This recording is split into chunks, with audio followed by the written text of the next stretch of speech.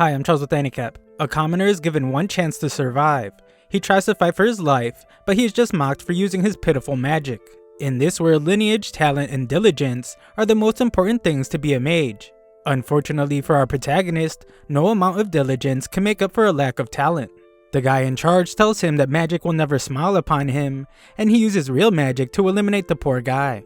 As his body gets roasted, our protagonist loves magic so much that he calls the spell used to end his life magnificent. He admires the magic that can be used by a noble, and he calls it beautiful. His one wish would be to have learned more about magic, even if he couldn't use it effectively. The poor magic lover dies, but wakes up soon after. He finds that he is surrounded by giants, and tries to defend himself with the fireball, but his hands are tiny. Surprisingly, his fireball attack works. Outside, a huge celebration is held, as it is announced that the Salem Kingdom's 7th prince has been born. Our protagonist has been reborn as Prince Lloyd, and everyone is in shock when they see how much damage the little baby's fireball did.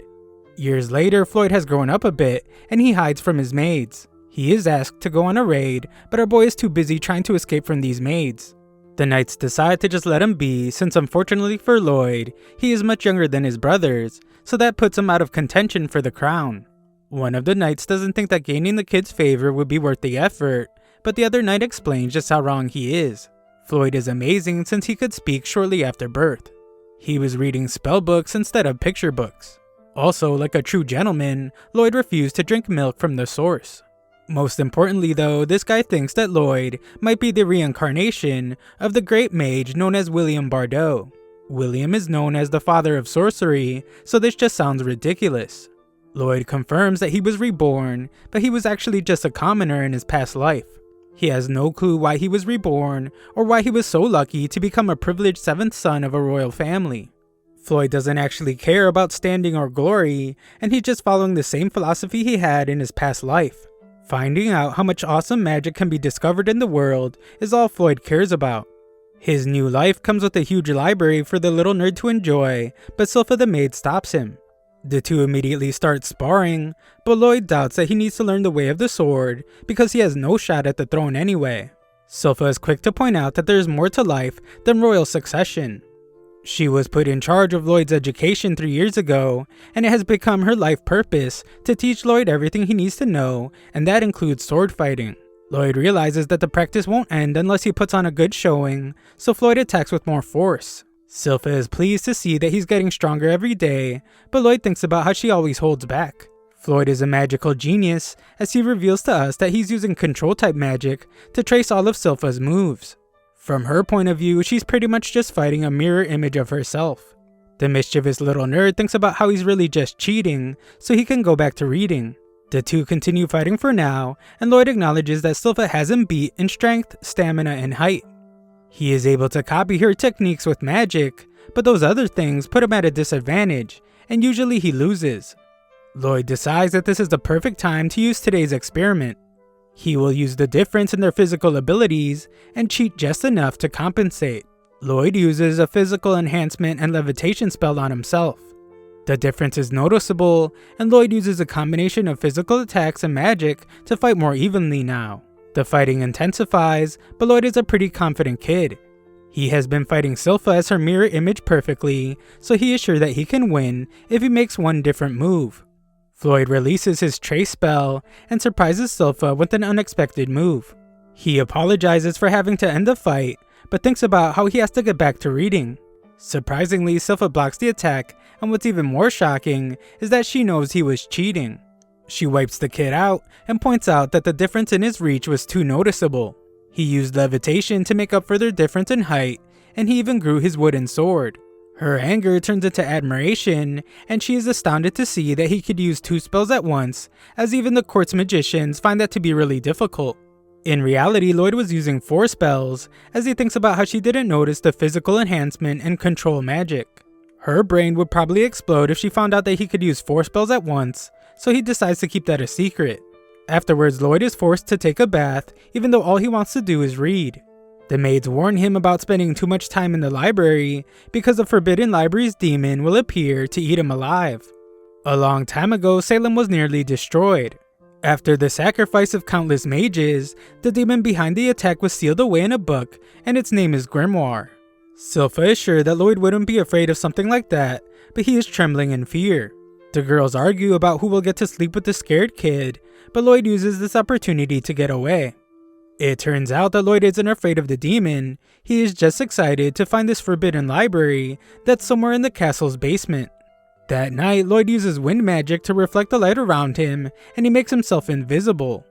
One guard tells the other to stay on his toes, since there is magic in the forbidden library that could shake the entire kingdom, not to mention that the sealed demon is also inside. This all sounds perfect to our adventurous protagonist, so he makes his way into the basement. The dumb guards are sure that no one can get past them, but even if someone did, 10 mages cast their most powerful magic sealing spells on the entrance to create an unbreakable barrier. This is nothing for our boy though, so he easily breaks the barrier and is amazed by the forbidden library. Lloyd takes a peek at some of the books, but Grimoire reveals himself almost immediately.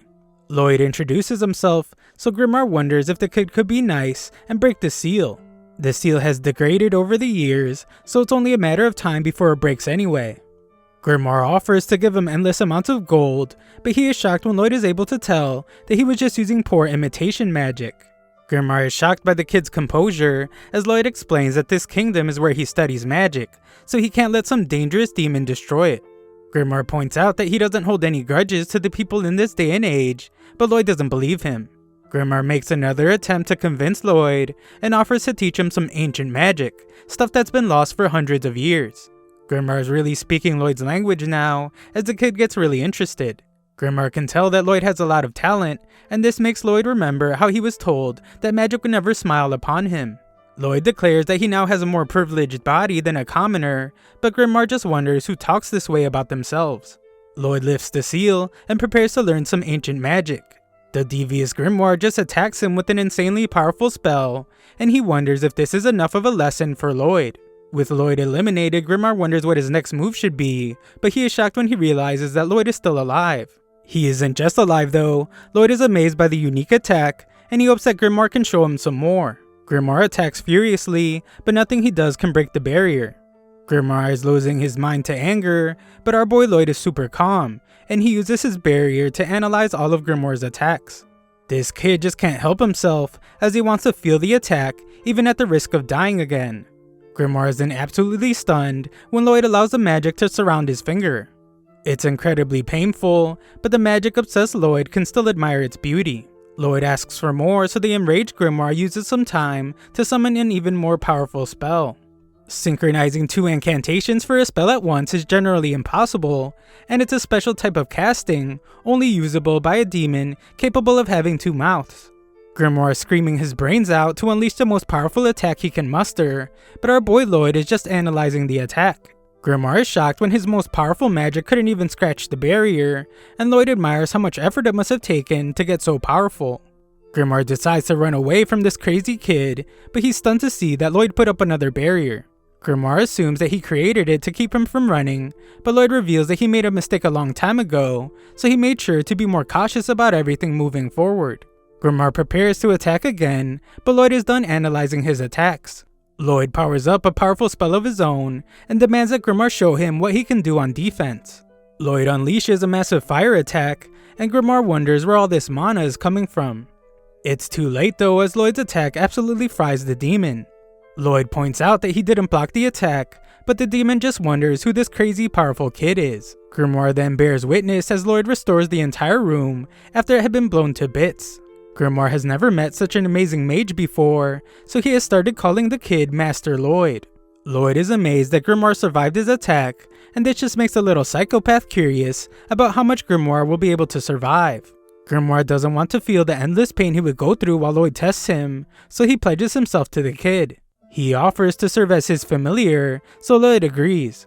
To not be found out, Grimoire transforms into the cutest animal he can, but he thinks about what he's really doing. He's using this cute exterior in the hopes that Lloyd will eventually let his guard down so he can get the drop on him. Lloyd tells the demon to get in his pocket, but Grimoire thinks about how that's a foolish decision. It works for him though, since if he gets that close to Lloyd, Grimoire is sure that he'll be able to control his mind and take over his body. Grimoire hops on, but he is stunned when he feels Lloyd's mana. Grimoire can't understand how it can be so dense, and he realizes that he won't be able to control a single finger on this monster. Grimoire doesn't think Lloyd is human, and he trembles in fear. Lloyd wonders if he's just cold, and Grimoire completely changes his tune to tell Lloyd that he can just call him Grim. Grimoire decides to be obedient for the time being, and Lloyd happily runs off to start doing some reading. Sometime later, we watch as the noble prepares for his day and makes his way through the mansion. In the library, Grim warns Lloyd that someone is approaching. Lloyd tells him to hide, and we learn that this noble is Prince Albert. Albert gives a demonstration of his power and amazes everyone when he's able to hit a target perfectly with his magic. Albert is the second prince of the Salem Kingdom. He excels at everything so much that everyone believes he will be the one chosen to be the next king. Albert has permission to access facilities like this one, and sometimes he invites Lloyd to come along. Lloyd is not able to use much of his magic in the castle, so he appreciates it when Albert invites him to the range. Lloyd is up next to give a demonstration, but he's not interested in the throne. Therefore, he does not need to impress anyone. Besides that, if he showed his true power, he would be forced to get involved in the power struggle between princes. Lloyd hates that idea since all he wants to do is research sorcery and peace. Grim wonders what he will do about the demonstration, so Lloyd explains that he will simply make his fireball curve so that they only graze the targets. Lloyd says it so simply, but Grim thinks that takes even more skill than just hitting the targets. Lloyd fires away and just barely grazes each one. Spectators are disappointed about it, but Grim thinks about how they should have realized how impossibly difficult it is to control magic so accurately. The magic-loving Lloyd doesn't pay them any attention, and just thinks about how he could improve his technique even more. Albert seems like he might know something, but he doesn't mention anything, and just says that Lloyd can stay while he takes a break. Lloyd couldn't be any happier, as there are so many things he wants to try. Lloyd wants to start by trying the dual incantation that Grim did, but Grim frantically tells him that it's impossible. That is an ability unique to demons that can form extra mouths. Lloyd thinks that he might have a solution though. He surprises himself when his idea works, but Grim is shocked and points out that no sane person would ever try incorporating a demon into their own body. Well, that's exactly what Lloyd did, so he tells Grim to try and cast an infernal fireball. Grim declares that this will be a piece of cake for a demon of his caliber, but he freaks out when things don't go the way he planned. Grim is terrified and wonders what Lloyd did. Lloyd explains that it was just a spell stack, a technique for compressing incantations. By reciting several incantations at once, Lloyd is able to shorten the time to cast a spell. Lloyd has taken this to an extreme level, as he casually says that he was just reciting about 100 spells in each line of the incantation. Grim is stunned at how casual he is being, and points out that even as a powerful demon, he can only stack 2 or 3 lines at once. Lloyd does his next test, and finds that he can now talk out of both mouths. Grim panics as he fears that Lloyd is going to recite 2 advanced spells at once, but Lloyd just silences him. An immense power begins to flow through him as Lloyd uses the Infernal Fireball and Waterbolt spell. Grim's panic reaches an all-time high as he realizes that Lloyd is weaving 2 incredibly advanced spells together. The mana is intensifying to incredible levels, and Lloyd couldn't be more excited to see what kind of power dual incantation brings. Lloyd realizes that he can't release the power on the ground, so he simply sends it into the sky. This still results in a display of power that can be seen from far away. In the castle, some servants wish that Albert wouldn't spend his time with Lloyd, since Lloyd is just a kid and he isn't very good at magic. Albert tells them that they are just blind. He reveals that Lloyd was able to graze all the targets perfectly in the exact same way. He did it on purpose, so Albert calls Lloyd a genius. Albert predicts that Lloyd could even become the Grand Sage, and hopes that he will be his ally. The servants are sure that he will be able to convince him, but Albert points out that he just wants to get along with his little brother. Albert predicts that Lloyd probably already knocked down all the targets, but the servants once again doubt Lloyd's ability. They think that knocking down the targets so fast would be impossible for the kid, and the servant wonders why it's so dark outside. We see why as Grim shakes in fear after seeing that Lloyd blew a hole right through the atmosphere. Lloyd panics as he doesn't want anyone to find out, but luckily things go back to normal. This was a pretty crazy event, so the terrified Grim once again wonders just who the heck Lloyd is. The next morning, Grim gets fed up with doing a bunch of maid duties for Lloyd. He calms down though, and reminds himself that he must make sure that Lloyd has a clean and healthy lifestyle in preparation for when he takes over his body. Later, the tear in the sky makes it into the newspaper, but no one knows what caused it. Lloyd might have some serious ADHD though, as he has already moved on. He is now more interested in a new story about high-ranking adventurers. They cleared a high-difficulty dungeon and returned with precious treasures and magical items. This sounds super fun to Lloyd, so he decides to go to a dungeon. Grimm points out that Lloyd will cause a mass panic if it's found out that he's gone, but Lloyd reveals that he has a solution. Grimm is then confused when Lloyd brings out an acorn. His confusion turns into amazement when Lloyd uses it to create a wooden replica of himself. It's actually a pretty complex replica, as Lloyd gave it nerves among other things. That way, it not only looks like him, but it can also do simple movements on its own. This still isn't enough, as Lloyd points out that he would have done this sooner if it was sure to work. Unfortunately, it is not, since the real problem is Silpha. A look back shows just how much she obsesses over Lloyd, as she noticed that he grew 1/4 of a millimeter taller. This silly dancing dummy he just created won't be enough to fool her, but Lloyd has a new solution for that too. He heads outside and we see that he left Grimm in control of the replica while still being able to communicate with him through his hand. The maids adore how cute he is, but Grimm thinks about how crazy Lloyd is.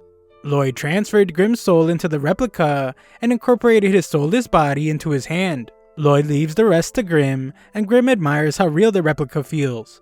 Soon he realizes that Lloyd isn't there to stop him, and he gets some devious ideas in his mind. Just then, Lloyd tells him that he really enjoys having Grimm as his familiar, and this brings tears to his eyes. Lloyd wonders if something is wrong, but Grimm just tells him to just hurry up and finish with the dungeon. Lloyd realizes that he doesn't know where to find a dungeon, and Grimm notices that it looks like someone is being attacked nearby. This isn't the case though, as the seemingly helpless girl turns on her pursuers, and she absolutely destroys them. She demonstrates her amazing fighting abilities, and Grimm points out that she must be a martial artist. Lloyd has read about the breathing technique she is using. It allows a person to put an energy called ki into their body, granting them extreme strength. The girl is able to spot them somehow, but that's okay with Lloyd since he wants to learn more about her technique. He begins to panic though, when Grimm points out that she might recognize him as the 7th prince. His silence makes the girls think that he is an enemy, so the guys panic as he makes her way to them. Luckily, Lloyd manages to change his appearance just in time, and introduces himself as Loberto. Lloyd used a spell that allows him to transform into someone he has seen before. He used the newly learned dual incantation to combine his appearance with Albert's to create an original look. The girl introduces herself as Tao, and Lloyd worries that she might suspect something since she isn't turning around. It turns out that Tao is actually panicking because she thinks Loberto is a hottie. Tao has spent all 18 years of her life training. She eventually escaped the dojo and became an adventurer in search of romance. Unfortunately for her, this hasn't worked out, since most guys prefer frail priestesses. Her time has finally come though, so she vows to make Loberto her boyfriend. She looks pretty busy, so Lloyd decides not to ask her to clear a dungeon with him, but she jumps at the chance. When they enter a dungeon, Tao is eager to show him her fighting prowess, but our boy Lloyd is too busy obsessing over some glowing rocks. Tao is impressed by how much Lloyd knows about her breathing technique, and she explains that learning about ki begins and ends with breathing. Proper breathing fills your whole body with ki, and it allows a person to release a burst of superhuman strength. The problem is that it takes a lot of training to even start sensing the ki in one's body. That is why Tao recommends that Loberto spend his time finding the ki to her heart instead.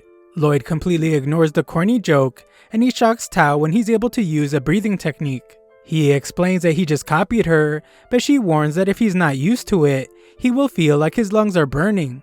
Lloyd is just as crazy as always though, and just keeps doing the technique. He surprises himself when he's able to feel the energy inside of him, and becomes excited when he realizes that he will be able to apply this power to sorcery. Tao decides that she will help him learn about ki, and instructs him not to stop the breathing technique until they leave the dungeon. Back home, Grimm thinks Lloyd is crazy because he has such a comfortable life, but he doesn't care for it. All he cares about is learning more about sorcery. Things are going pretty smoothly for Grimm, but he is shocked when Silpha makes an appearance. Back in the dungeon, Tao shows Loberto a ki blast, and uses it to defeat the dungeon boss. They are rewarded with a chest, but Tao explains that a dungeon that hasn't grown much won't have any good loot. As they look at the chest, Tao is amazed to see that Roberto has already learned the key breathing technique in such a short period of time. Tao realizes that she just hit the jackpot. If she can manage to get Roberto into a student-teacher affair, then her caretaker will have no choice but to accept him as her fiancé. Tao goes to open the chest, but Lloyd must rescue her as it had a deadly trap. A lich emerges from the chest, and Lloyd wonders if this is the real boss of the dungeon. Tao acts like this lich isn't a big deal, so she tells Roberto to leave the dungeon while she takes care of it, but he would like to watch her fight. The situation is actually much worse than Tao is making it seem, so she apologizes to our boy and forces him out of the dungeon. She acknowledges that she might have broken a few of his bones, but that's better than him losing his life to the lich. Tao dodges the lich's attacks, but she thinks about how even A-ranked adventurers are no match for a lich. She isn't foolish enough to think that she can defeat it, so she decides to just buy enough time for Roberto to escape. Elsewhere, Lloyd is still flying from Tao launching him, but he's disappointed since there was a lot more he wanted to learn. Lloyd stops himself and wonders if he should go back. He is torn because he doesn't know why she sent him out of the dungeon, so he asks Grim for advice. Grim isn't responding, but when he does, he just tells Lloyd to come home and save him. Back at the fight, things aren't looking so good for Tao as she realizes that her life is about to end. She tries to back away, but she is shocked when the lich begins to speak.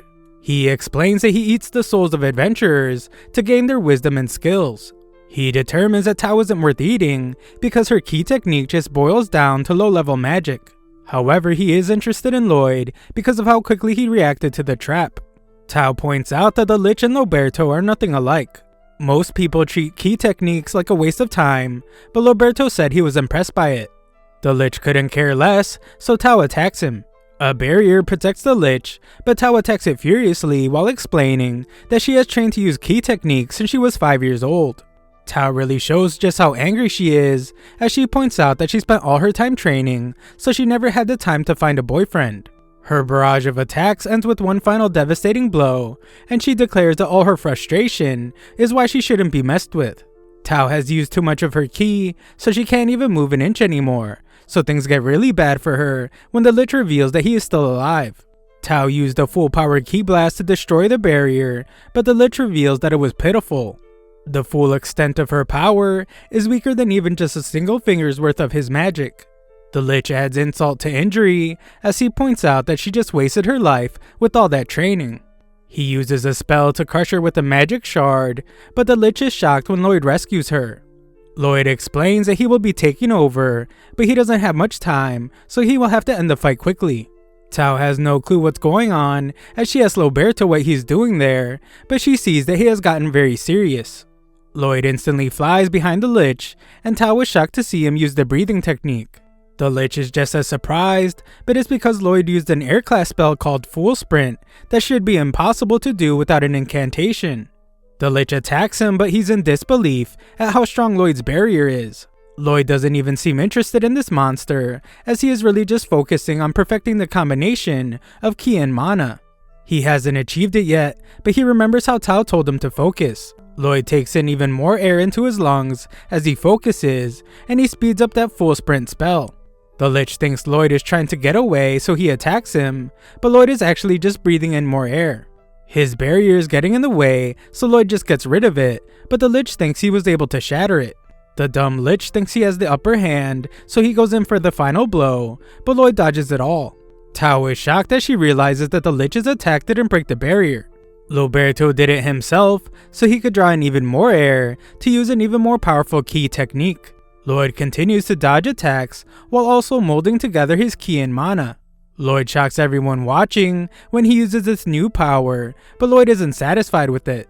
He makes a slight adjustment and laughs like a maniac as he unleashes a barrage of attacks on the lich. The psychopath demands that the lich not give up since he is having fun and there's a lot more stuff he wants to try out. The lich can't comprehend what's going on as he thought that Lloyd was just a mage. The kid isn't using any incantations though, and Lloyd's simple ki techniques are somehow matching the lich's sorcery. The lich takes some damage and realizes that Lloyd's techniques are actually overpowering him. Lloyd sharpens his attack even more, so the lich prepares to defend against it with the barrier, but it's no use. The attack slices right through the barrier and the lich, so Tao watches in amazement as Lloyd declares that he was able to figure it out. Afterwards, Tao is disappointed to see that they just got some old dagger for all their hard work, but Lloyd can tell that it's been bathed in mana. She still doesn't think that it's that great, so she lets Lloyd have it. Just then, Lloyd is startled when the ground begins to collapse, but Tao explains that dungeons fall apart after the boss is defeated and the treasure is taken. Lloyd is amazed as he thinks it's like a survival technique used by lizards who sacrifice their tails so they can survive. He realizes that the dungeons lie dormant in the ground until someone drops a magic item. The dungeon absorbs the item and slowly builds an actual dungeon around it. It then collects gear left by those that failed to clear it. Then when it senses that it's about to be cleared, it offers up one of the items it collected so it can survive. It's all so fascinating to him, but they're running out of time. Lloyd manages to pull the chest from the ground, and they escape just before the dungeon collapses. Lloyd marvels at the closed dungeon as it gathers its strength underground until it's able to become a dungeon again. Tao acknowledges that Loberto is an amazing mage, but she wonders why he chose to use a key technique at the end of the battle. She questions if it was for her sake, since the lich was mocking her. Unfortunately for her, Lloyd reveals that he just used it for fun. Just then, Lloyd prepares to leave as he remembers that he needs to rush home. Tao thinks about how the key technique Lloyd used is so advanced that she can't even use it, so she declares that she will train hard to become a fascinating girl for the next time they meet. Lloyd says that he will train hard too as he leaves, and Tao hopes to become the kind of girl who can catch his attention. Just then, she remembers that she doesn't know how to contact him, but it's too late. Lloyd arrives home shocked to see Grim in bad shape. Silpha took the fake Lloyd for training, but she was startled by how weak he had become, so she vowed to make him strong again. Grim now sobs as he didn't stand a chance at making it through the training.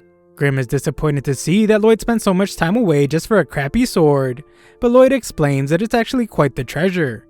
He puts it in some hot water and scrapes it to reveal that it really was treated with mana essence. Mana essence is hard to come by, and enchantment spells are difficult to do. Mana essence is used to write magic formulas onto a weapon in order to strengthen it.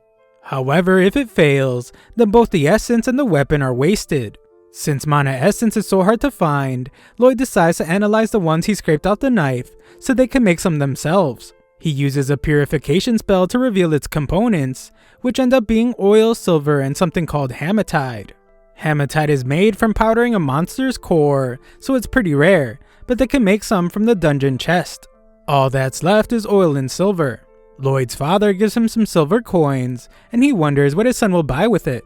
Lloyd and Grim then head to their hideout, where they melt the silver. Afterwards, Lloyd makes a bet with Silpha. If he manages to land an attack on her, then she will give him oil. Lloyd surprises her with some magic, and prepares to win the bet, but he loses track of her. Silpha reveals herself and wins the fight. She kindly still gives him the oil, since she is just glad that he isn't as weak as the other day. Grim spies on them, so he is insulted because that was actually him that she is calling weak. She shouldn't have been able to beat him even if he wasn't using magic, so he wonders just what kind of mage she is. Silpha then admires just how impressive Lloyd is at just 10 years old. He excels with the sword and with magic, so she predicts that he could become Knight Commander when he grows up. Lloyd just thanks her for the oil, and she wonders what he plans to cook with it. Lloyd and Grim head back to their hideout to add the oil to their concoction, and they finish making the mana essence. Next up, he asks Albert for some weapons so he can test his enhancement magic. Albert thinks it's adorable how much Lloyd loves magic, so he asks his troops which one of them wants his adorable little brother to strengthen their weapon. They all eagerly offer their swords, but they only do it because Albert practically ordered them to. In reality, they're not too excited about it, since enchantment is so difficult that it rarely goes well. Even worse, Lloyd is just 10 years old, so the guys assume that he will just end up breaking all their weapons. Grim listens to how much they are doubting Lloyd, and he gets really upset. We then watch as Grim assists Lloyd, and angrily declares that they're going to enchant the heck out of the weapons and make them unstoppable. Lloyd then uses what they made to write the enchantment called Boost Power. Lloyd acts like a mad scientist, and Grim is shocked as Lloyd is applying 3 layers of boost power. This kid is a lunatic, as he's filling every tiny spot he can find with spell formulas. Of course, the sword breaks as the steel it's made from couldn't withstand the spells he was adding to it. Lloyd realizes that enchanting is really hard, but Grimm encourages him to keep trying. After several failures, Lloyd finally manages to get the hang of it. Afterwards, Lloyd returns to Albert with 50 of the 120 swords he was given. He apologizes for breaking 70 of them, but in reality he thinks about how he actually succeeded in enchanting 80 of them. The problem was that he tried to add even more spells to a few and ended up destroying them. Albert is in absolute disbelief, since even a first-rate enchanter only has a success rate of around 10%. It's so unbelievable that the troops don't think he was able to enchant the weapons at all. They just assume that he quit after ruining 70 weapons and is now returning the rest unenchanted. The soldiers decide to lie and say that the swords feel sharper, but one is surprised when his sheath gets sliced in half by his sword. They don't really know what to make of it, but the angry little Grimm feels vindicated. Albert is amazed by one of the more impressive swords, and Lloyd explains that he was hoping to see them use the weapons in battle. This is actually perfect timing, as Albert reveals that they are going on a monster hunt. Soon after, we see that Lloyd is accompanying Albert. Lloyd of course has Grimm with him, and they arrive at the forest where they will have their monster hunt. The monster isn't in the woods though, it is by a nearby lake. Lloyd is extremely excited since it's not often that he's allowed to leave the castle, and he also really wants to see his enchanted swords in action. Albert points out how Silpha never leaves Lloyd's side, and she thanks him for allowing her to come with. Albert says it was only right since Silpha is Lloyd's teacher and bodyguard. He teases her by implying that her feelings for Lloyd might be too strong, but Silpha silences him with a threat. Just then, they are surrounded by kobolds, but the soldiers consider this to be a warm-up for the monster. Lloyd pretends to be scared, but Grimm knows that Lloyd sensed the threat a long time ago. One of the key techniques Tao taught him is called spectral detection. By using key breathing, Lloyd is now able to sense his surroundings at all times. Grimm watches his master and thinks about how Lloyd always has spectral detection and his barrier active. Surprising him is impossible, so Grimm states that Lloyd gets scarier with every passing day. The fight begins and everyone involved is shocked by how sharp the swords are. It's not just slicing through the monsters, it's cutting through steel equipment like it's butter. Soldiers are freaking out like children with their hands on a knife for the first time, so Lloyd decides that his enchantments were a success. Albert thinks so as well, and he tells everyone that his little brother is an enchanting prodigy. Silpha agrees as she stands over a pile of monster corpses, but Lloyd points out that he didn't even enchant her sword. Just then, one kobold tries to attack Lloyd, but Tao appears out of nowhere to take it out. Lloyd almost messes up by calling out to her like he's still Roberto, but he stops himself just in time. Tao noticed that Lloyd was using key breathing techniques, but she came because she thought she sensed Roberto. Upon closer look, she also sees a lot of resemblance between Roberto and Lloyd. Just then, Silpha eliminates another monster. She commends Tao for her assistance, but threatens her not to be so forward with Prince Lloyd. Tao points out that she sensed that monster coming, and key techniques are not to be underestimated. Tensions rise between these two, so Albert calms them down and invites Tao to join them. That night, Tao is shocked to learn that Albert is a prince. Albert looks like Roberto too, but not as much as Lloyd, who she is looking for now. Lloyd hides nearby and realizes that Tao's proficiency with Ki has made her really sensitive to it. He was using spectral detection, and that must be how she found him. Lloyd decides to hide in his tent, but for some reason Silpha was in there changing. Lloyd says that he doesn't need her to protect him, but Silpha disagrees as she doesn't like how the new girl is chasing after him. Tao barges in on them, so Silpha calls her an idiot, and Tao calls Silpha a perverted maid. The two argue, so Lloyd uses this moment to get away. Albert calls Lloyd a lady killer, and points out that Silpha has changed a lot since she started looking after Lloyd. She sees a lot of maturity in Lloyd, but Albert warns that relationships with women can be complicated. Just then, the girls notice that the soldiers are watching them a little too closely. They knock them all out, so Lloyd hears Albert's message loud and clear. Tao explains that she was hired to clean up an old shrine, so Silpha tells her to hurry along. They almost start arguing again, but Albert interrupts and says that Tao's ability to sense danger is very helpful. He would like for her to act as a lookout for them overnight, but she points out that they won't need one, as the monster has arrived. The monster is a bear wolf, so Silpha tells Lloyd to stay behind her. The monster begins attacking, and Lloyd points out how bear wolves are incredibly fast for how large they are. Lloyd tries talking to Grim, but the little guy is distracted as he seems to recognize the shrine. Tao manages to save some soldiers, but this monster is really tough. Albert has had enough, so he draws his sword. He apologizes to the wolf, but explains that local villagers are suffering because of it. Albert uses his sword while reciting an incantation, and he releases an incredibly powerful attack that destroys the monster. Everyone is amazed that he took it out with just one attack, but Albert points out that his attack is not normally that powerful. It was only possible because of the enchantment that Lloyd applied to his spellbound sword. Lloyd thinks about how he added a little extra to Albert's sword, but Grim isn't even paying attention. He is extremely worried and reveals that there is a demon sealed in the shrine nearby. Just then, everyone is shocked as the bear wolf is somehow still able to move. Other monsters appear out of nowhere, and a voice begins speaking to our group. It is upset that they harmed one of his minions. The voice reveals itself from within the bear wolf and introduces himself as the demon Pazuzu. He vows that they will pay with their lives, and he sends his minions to attack. They are easy enough to slice up, but the problem is that they can instantly heal. Tao rescues Albert, and he has determined that the demon is controlling all the minions. Lloyd wonders if this demon is an acquaintance of Grim's, but it's not. Grim explains that Pazuzu is able to transmute his mana in order to control the monsters. This makes the monsters think that he is their master, but in reality his mana just acts like strings to control them as puppets. He can also supply mana through the strings, which is why the monsters are able to regenerate. Grim very seriously declares that things will get bad if Pazuzu is not taken down. However, Lloyd doesn't really care, and just wants Grim to teach him mana transmutation. Silpha wishes Tao would hurry up and do something, but Tao points out that Silpha isn't doing anything. Grim tells Lloyd that this isn't the best time to try and learn something, since the others are really fighting for their lives. Lloyd is sure that they will be fine though, and insists that Grim teach him. As Pazuzu watches the fight, he points out while some of his opponents have skill, most of them are only surviving because of their weapons.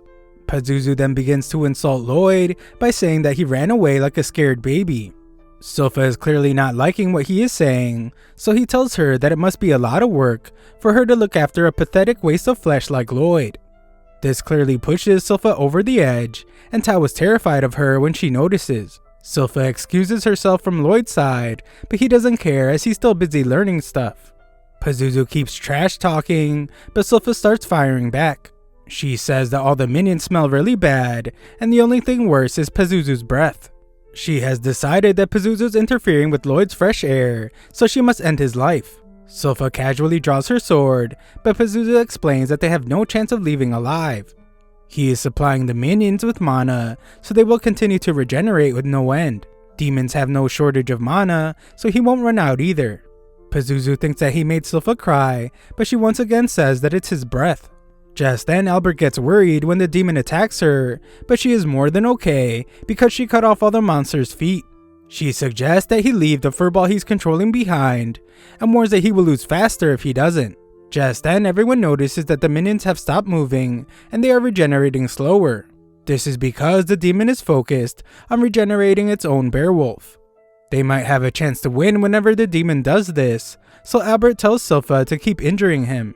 She prepares to do so, but Pazuzu thinks they are just foolish. Nearby, Grim finishes giving his lesson to Lloyd. He explains that Pazuzu must have a serious knack for mana transmutation, since it's not easy to do, even for a powerful demon. Grim tries to give a demonstration on mana control, and explains that a good place to start is by adding color to it. After that comes shaping and adding sense. Grim even struggles with it, but he is shocked when Lloyd reveals that he shaped his mana into a flower and even added a scent. Grim can't believe that he made it so perfectly already, and they both take a moment to enjoy the smell. Meanwhile, Pazuzu's in great distress as Silpha's giving him a beatdown. He can't figure out how she leaves no openings, and he wonders how someone like her could be a mere babysitter. Silpha borrows one of the soldier's swords and admires it because it was enchanted by Lloyd. Her obsession with Lloyd has made Pazuzu become interested in him, so he declares that he wants to dissect him. The demon shows off his immense speed, but he continues to insult Lloyd, which just makes Silpha even angrier. The demon consumes her and mocks her for being a stupid human that fell for his provocation. He is stunned though when Silpha is still alive, and she slices the wolf bear's body in half. She declares that this is her family's dual blade art and follows it up with another called Diving Sparrow. This slices the monster's head right off, so Pazuzu tries to point out that she is just a maid. Unfortunately for him, this isn't true, so Silpha uses another art to completely destroy the wolf and expose the demon. Everyone is absolutely stunned by her power, and Lloyd realizes that this is what Silpha looks like when she gets serious. He admires her and memorizes this moment by shaping his mana into her. Silpha is sickened by the thought of the demon trying to hurt Lloyd, so she declares that the only thing he is fit to touch is her blade. Silpha tells the demon to make his peace, but she is shocked when he begins to do something. The others finish off the minions, but Albert knows that it's not over, and they need to give backup to Silpha. Just then, everyone collapses because of the demon's miasma, including Silpha. Pazuzu is furious since he has been building up those puppets for over a century. He blames Silpha for ruining his plan, and his attack sends her into the river. Albert wants to help her, but his strength is being depleted. Pazuzu reveals that this is his miasma of domination, and all those who inhale it fall into his clutches. Silpha points out that this must be why it smells so bad, so Pazuzu gets upset that she never stops the insults. His attack meant for Silpha is blocked by Tao. Silpha tries to tell her that she is fine, but this is clearly not the case. Silpha tries to remain brave as she tells Tao to run, but she's just too injured, and she collapses. Pazuzu is actually very impressed by her, since she took more of his miasma than anyone else, and she was still able to defy him so fiercely. Even the monsters he controlled fell into his power in under 30 seconds. Pazuzu was most intrigued, however, by how Tao isn't under his control. Tao pushes him back, but he just ends up capturing her. Pazuzu assumes that she's using some kind of breathing technique to withstand his miasma. He is correct, but things get bad for Tao when her breathing is interrupted. Pazuzu points out that she could have just run away, but this weirdo assumes that she stayed because she wanted to become his minion. Tao pushes the demon away again and states that there is a hottie that she's waiting for. She is done messing around, so this time she uses an incredibly powerful attack. She realizes that she got a little too heated and used a big move. Tao tries to focus on steadying her breathing before the demon counterattacks, but she has even worse problems as she is attacked by one of the puppets. She is shocked that they have already regenerated, and the demon wonders who this hottie is that she was talking about. Pazuzu gets tired of all the talking, so he uses his maximum domination miasma. He figures she will surely be under his control now, but Tao had just realized something. The hottie she has been talking about is a lot closer than she thought. She can still sense him through all of Pazuzu's miasma, and it's giving her hope. Pazuzu still has no clue who she is talking about, so Tao reveals that the hottest guy is coming to destroy him. Unfortunately for her, her time is up, and the puppet monster consumes her. Pazuzu then turns his attention to Silpha, as she will make a great addition to his minions. He knows that getting her under his control will be difficult, but her strength justifies the cost. Pazuzu plans to use tons of miasma on her, and Lloyd realizes that that must have been how he was able to control the bear wolves. Pazuzu is pleased with himself as he reveals that he eliminated their parents and used his miasma to replace them in the minds of the pups. Pazuzu compliments himself as he declares that no one can defy his domination. Lloyd calmly says that Pazuzu was awful, so Pazuzu is shocked when he finally realizes that Lloyd is somehow able to move around in his miasma. He demands to know how this is possible, but Lloyd doesn't even know. Him not knowing is even more shocking, but Pazuzu is left in disbelief again when he realizes that Grimm is a demon. He can't understand why a demon would be protecting a human, and Pazuzu insults Grimm for looking so cute. Pazuzu calls him a shame to demonkind, but Grimm still tries to give Pazuzu some advice as a fellow demon. Grimm stops himself though, as all the insults just make him want to see Pazuzu get torn to pieces. Pazuzu sends his terrifying demons to attack, but Lloyd is just excited about testing out his newly learned mana transmutation ability. There are a ton of monsters though, so Grimm tells Lloyd that he will have to put out a decent chunk of his mana. Lloyd decides on what the right amount is, and Grimm is amazed since he has always had a hard time adjusting his own mana output. Lloyd visualizes something gentle and warm, so Pazuzu is shocked when Lloyd easily takes away his influence over the bear wolves. Grimm calls them all pushovers, but Lloyd points out that he might have fallen under his mana's influence as well. Lloyd has one of the bear wolves spit out Tao, and he's glad to see that she is okay. Pazuzu is still in disbelief because of how Lloyd was able to convert all his mana into a field of flowers in an instant, and he assumes that Lloyd must be an amazing sorcerer. Pazuzu tries to control his minions again, but Grim points out that it's too late. The Bearwolves have already remembered their pride as monsters, and the fact that Pazuzu eliminated their parents. The angry Bearwolves attack Pazuzu, and Lloyd is amazed to see how they attack in a pack. They are extremely powerful this way, and puppets could never recreate this kind of attack. Pazuzu shows that he's still a powerful demon, and punishes the Bearwolves for attacking him. He doesn't regret eliminating their parents, and he insults them by calling them mangy mutts. Pazuzu's real upset now, and points out that this is what happens when someone tries to defy him. He explains that it doesn't matter what kind of spells Lloyd uses, they will be ineffective against a demon. Lloyd remembers that Grim said the same thing. He said demons can't be eliminated by magic, so Grim explains that it just has never happened before. Pazuzu then declares that he will show them his true power now that he isn't supplying the minions with mana. Lloyd isn't even listening to him, as he is now just fascinated by why magic can eliminate demons. He assumes that demons are just really difficult to eliminate completely, but this just gets this crazy kid even more excited to find out what it would take. Pazuzu is then absolutely horrified by the dark power that emanates from Lloyd's body, and Grim points out that this is why Pazuzu's mana never had an effect on Lloyd. Lloyd decided one day to hide his power to avoid unwanted attention, and keeping it restrained all the time is actually a lot of work.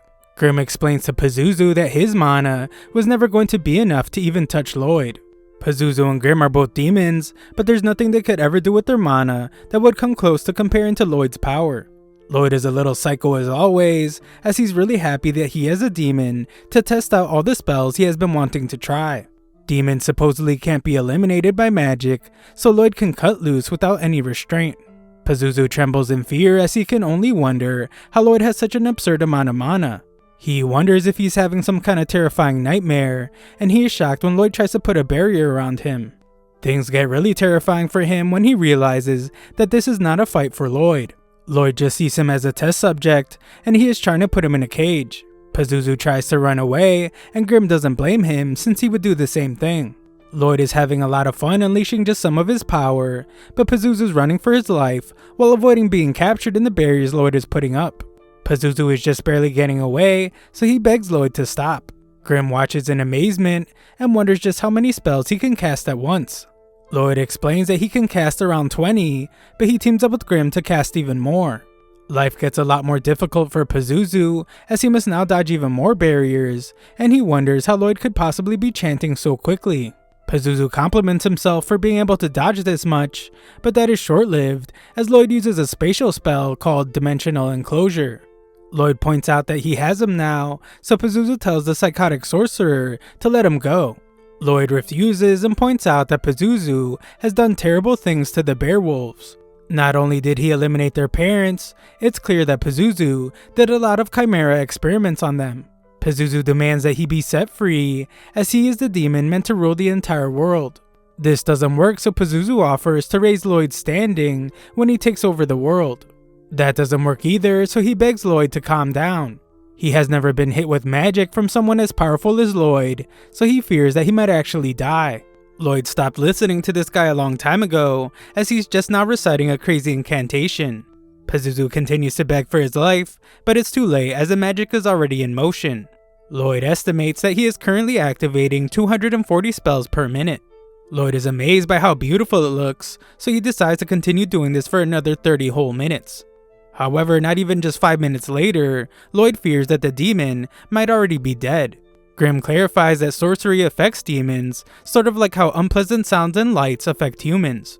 However, the sheer overwhelming amount of magic Lloyd used on Pazuzu has done him some serious damage. Pazuzu is now falling apart and thinks about how he spent an entire century raising those monsters. He was supposed to rule the world, but it was all put to an end by a kid who wanted to do an experiment on him. Lloyd is already pretty disinterested, which just adds insult to Pazuzu's injury. Just then, Lloyd is shocked to see that everyone is already waking up. He can't let anyone find out about its incredible power, so he runs off to think of an excuse. Grim tells Pazuzu that he has realized that people don't want leaders that gripe about how hard they have it. They are more likely to have a good time with someone who is enjoying themselves. Lloyd is always doing what he likes to do when he wants to do it, so this is probably why people are always flocking to him. Grim remembers to keep his tough guy act and explains that he isn't like the ones flocking to Lloyd. He is just gathering his strength so he can get his revenge on Lloyd one day. In this case, Pazuzu decides to entrust his ambition of world domination to Grim. Grim accepts and is glad to see that Pazuzu's mana has restored him a bit. Lloyd has come up with an excuse and tells everyone that some guy named Loberto showed up to defeat the demon and save all of them. Tao overhears this and wonders where he is. Everyone in town celebrates the return of the victorious Prince Albert. They think Lloyd is a cute kid, but he doesn't compare to the great Albert, so this just gets Silpha upset. The king is pleased with Albert and wonders where the two adventurers that helped him are. Albert explains that Loberto was actually never seen, but we get a look back to see what happened to Tao. She became suspicious when she realized that she was wearing Lloyd's poncho, so Lloyd just tricked her into leaving by saying that Loberto was nearby. The king is very interested in this Loberto person, but Albert shockingly explains that Lloyd contributed the most to the hunt. They were only able to survive because of Lloyd's enchanted weapons, so Albert thinks that Lloyd should be considered part of the royal succession. Everyone in the room can't believe this, as Albert thinks that Lloyd would make a great fit for the throne. The king points out that this would just create another rival for Albert, but Albert thinks that the throne should be given to whoever is most worthy, even if it's not him. He questions any decision that would exclude Lloyd just because of his youth. Albert makes it clear, however, that he does not intend to be outdone. The king is excited by this great turn of events and asks Lloyd if he will join the struggle.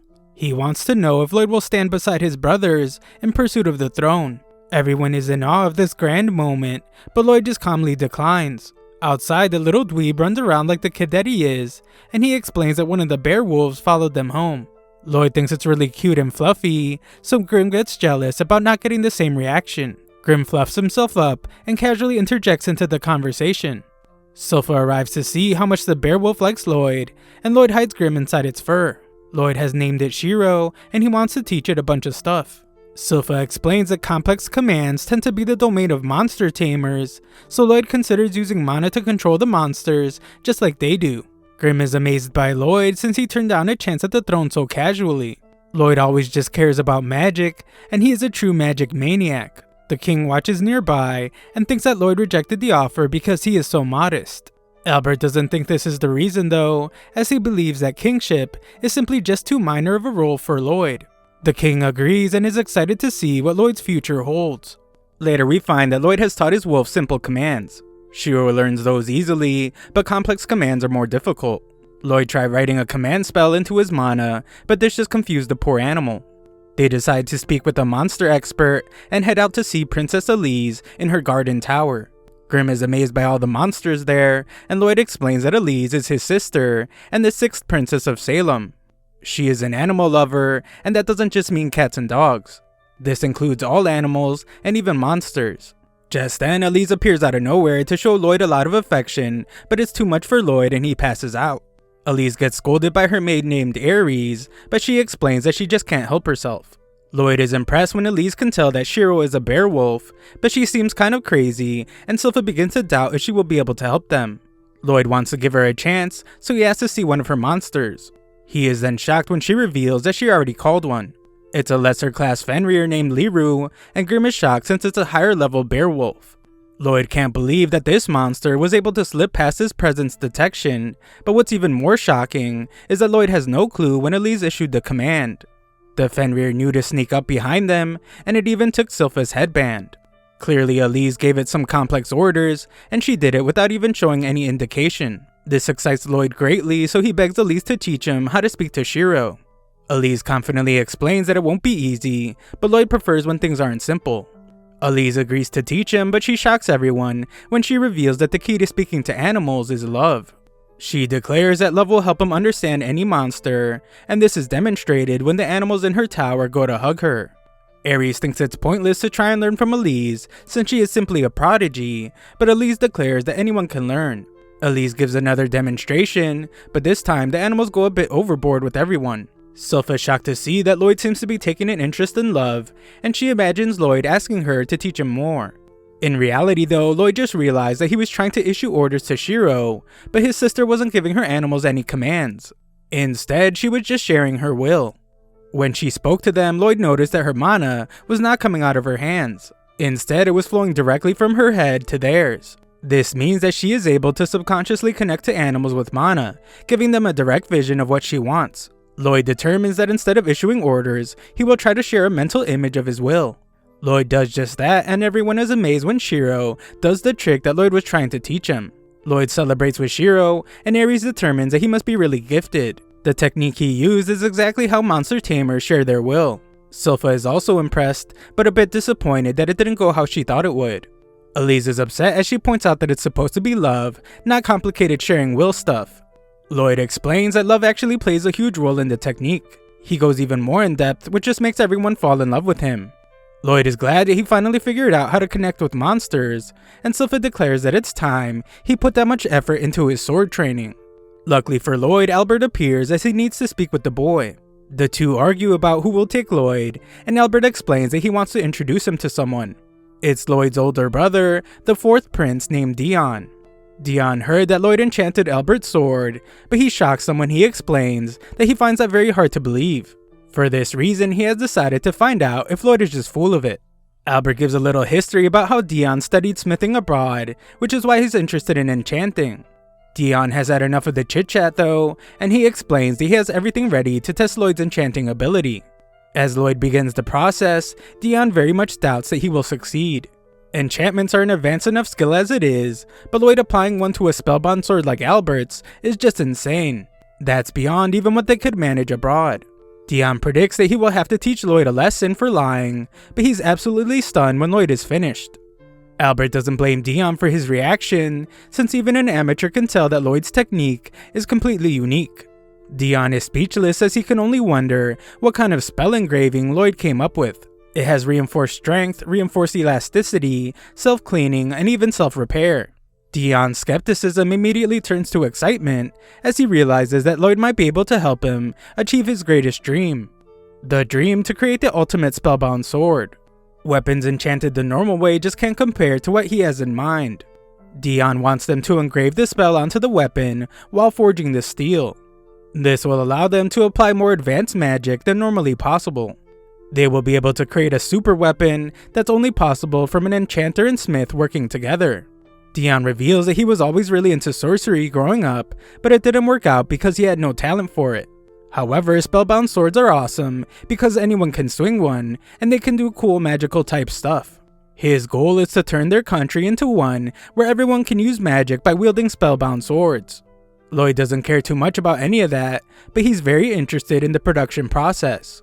Lloyd agrees to help, so Dion explains that he wants to make a sword that shoots fire when it's swung. To do this, Lloyd recommends that they use the enchantment called Pyrolance Insinis. The problem is that its casting formula requires 14 parts, and a spellbound sword can only hold a max of 5. Lloyd's solution to this is to compress that formula into 2 parts. Lloyd compresses it and prepares to apply it to the steel that Dion is forging. The two of them are shocked though when just the application shatters the steel. Lloyd tries to brainstorm some solutions, but the steel keeps breaking. Lloyd feels bad after wasting so much mana essence, but he can't figure out what's wrong. Just then, Grim notices something about the mana essence and brings it to Lloyd's attention. Dion encourages Lloyd to keep trying since he got a ton of mana essence for cheap anyway. Lloyd purifies the mana essence to find that it barely has any hematite in it. Enchanting spellbound swords requires a much higher concentration of hematite, but this stuff is made from monster cores and it's pretty rare. Dion doesn't have any, so Lloyd figures he will have to sneak out to hunt monsters in a dungeon again. Just then, Sylpha comes up with the idea herself for them to go to a dungeon. Lloyd points out that a prince like him isn't allowed, but Sylpha explains that the king changed his mind after the monster hunt incident. He now thinks that Lloyd should broaden his horizons by seeing the wider world. To start this journey, they head to the Adventurers Guild so Lloyd can register as an adventurer. The receptionist is Katarina, and she has Lloyd fill out some paperwork before touching a crystal ball that will gauge his strength and set his adventure rank. Lloyd is familiar with crystal balls to measure ability, since he used one when he enrolled at the Magic Academy in his past life.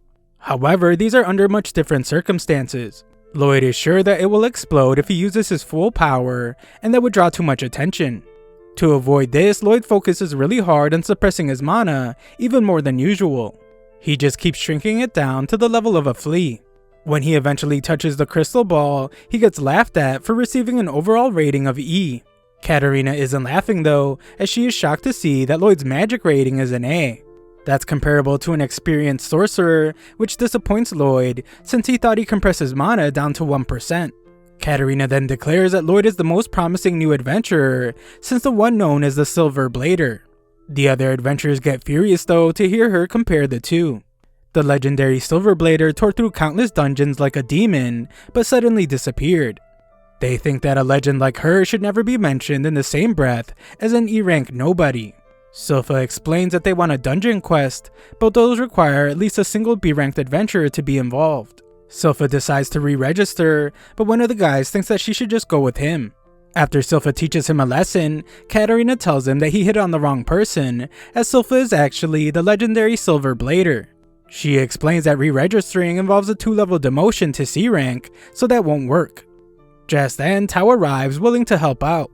Silpha doesn't even acknowledge her though, and declares that they will just head home. Tao insists on helping, and explains that she went from dungeon to dungeon searching for Loberto. Visiting all the dungeons caused her to get strong enough to be A-ranked. Tao now offers her assistance in exchange for getting her a date with Albert. Katarina recommends a dungeon quest, while Silpha takes Lloyd's cloak back.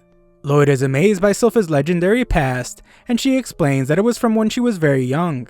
What she remembers most was her failed attempt at bringing down some deadly foes. They are called the Assassin's Guild. This trio then makes their way through a dungeon, and they find a chest. Back at the forge, Albert goes to see Dion. Dion explains that it will take Lloyd a couple more days to bring the materials they need, but Albert seems concerned by how long it will take.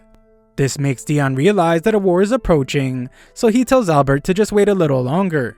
Once Lloyd returns, they will be able to mass-produce spellbound swords to use in battle. Albert explains that they shouldn't worry about fighting, since he just brought them together so they could get along as brothers again. Albert hopes that one day their weapons will help protect the kingdom, so he encourages them to keep trying. Just then, Dion explains that they should come soon, as Lloyd has returned with the monster core. As they make the sword, Dion has come to realize that Lloyd is an amazing kid. Albert is already aware, as he believes that there's nothing the kid can't do. This is proving even further when Dion tests out the spellbound sword they made, and it causes the Magicless Dion to do massive destruction. Lloyd realizes that he might have went a bit overboard with this sword, so he will have to tone it down in the future. The sword produced by the brothers is then named D-Lord. That night, Lloyd gets some much needed rest. He realizes that Albert has been really busy, so he wonders if something big is coming. Just then, Lloyd senses something in the garden. It's a very strange feeling, almost as if there's a hole in space. Shiro is really perceptive, but he hasn't noticed either. Lloyd wonders what it could be, and we see a mysterious person outside. Just then, the girl outside is shocked when Lloyd instantly appears before her. Lloyd is eerily calm, so she tries to escape, only to find that she is trapped. Lloyd explains that he only wants to have a chat even though she is a trespasser. The girl uses some strange power and apologizes as she never wanted to have to use it against a child.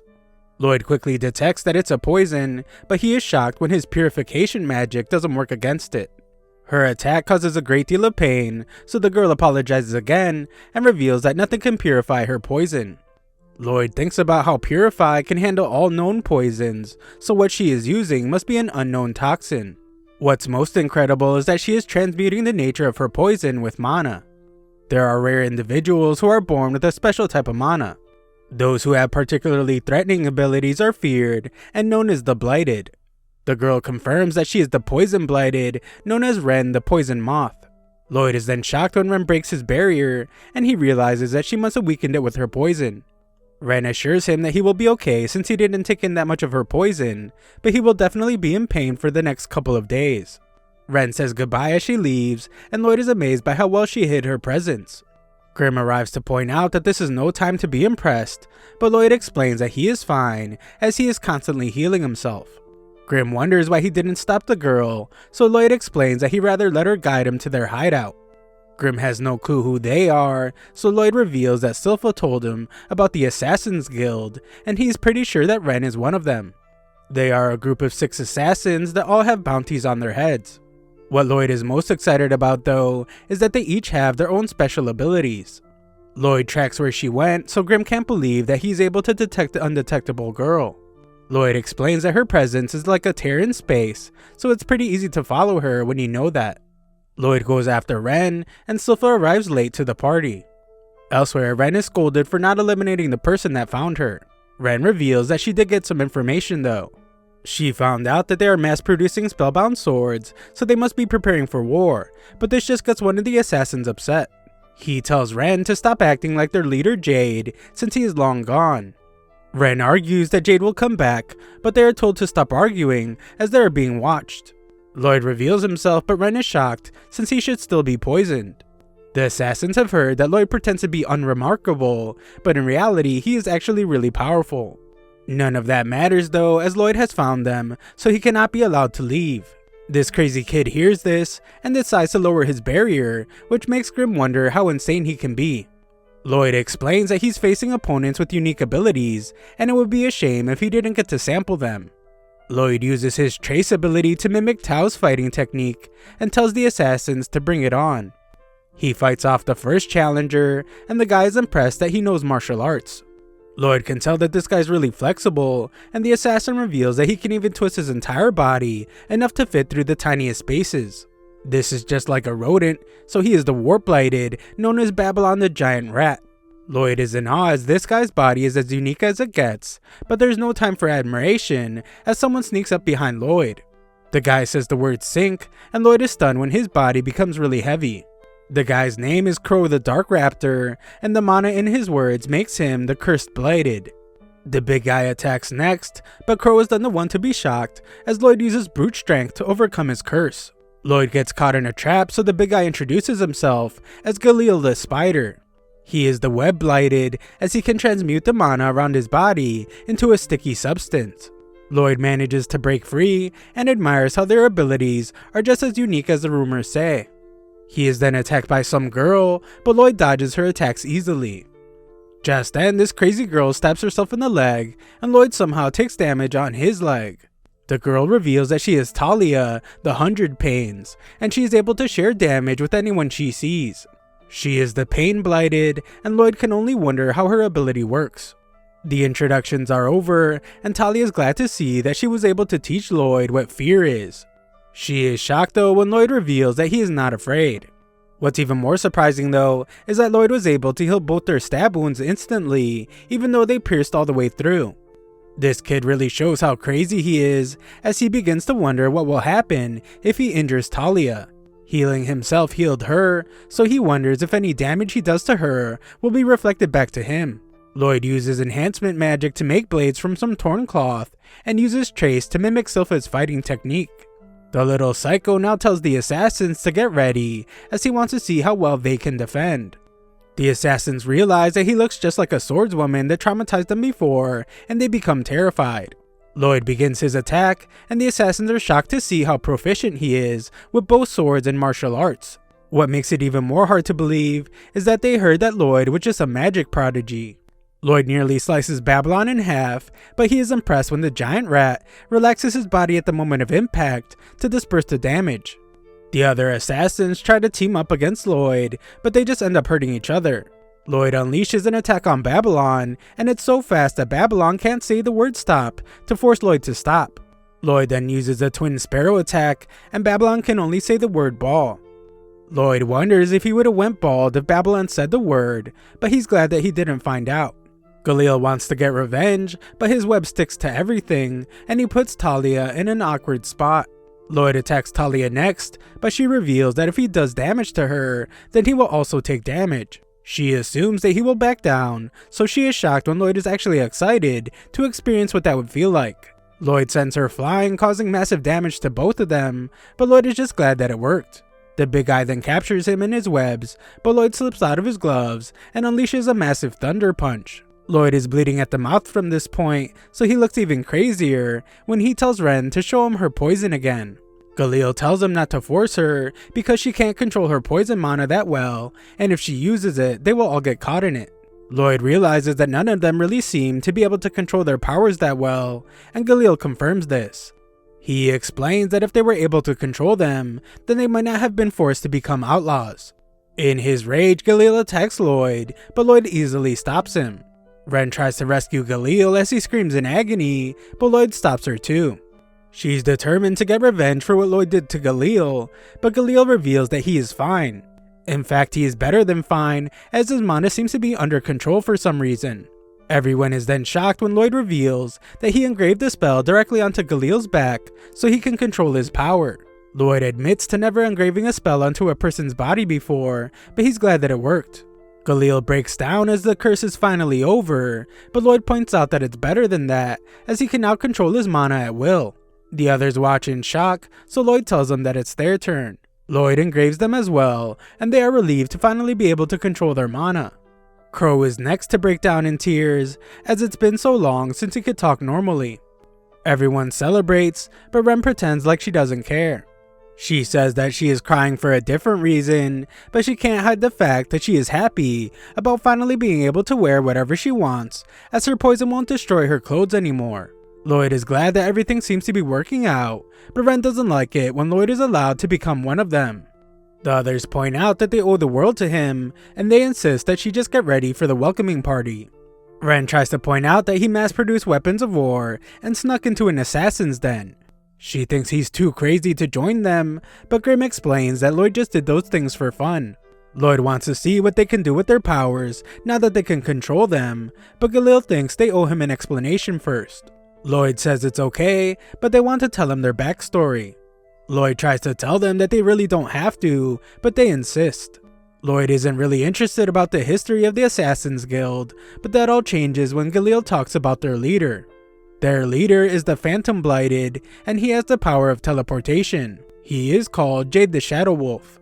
A look into the past shows Jade returning to their hideout after his ability teleported him somewhere randomly and against his own will.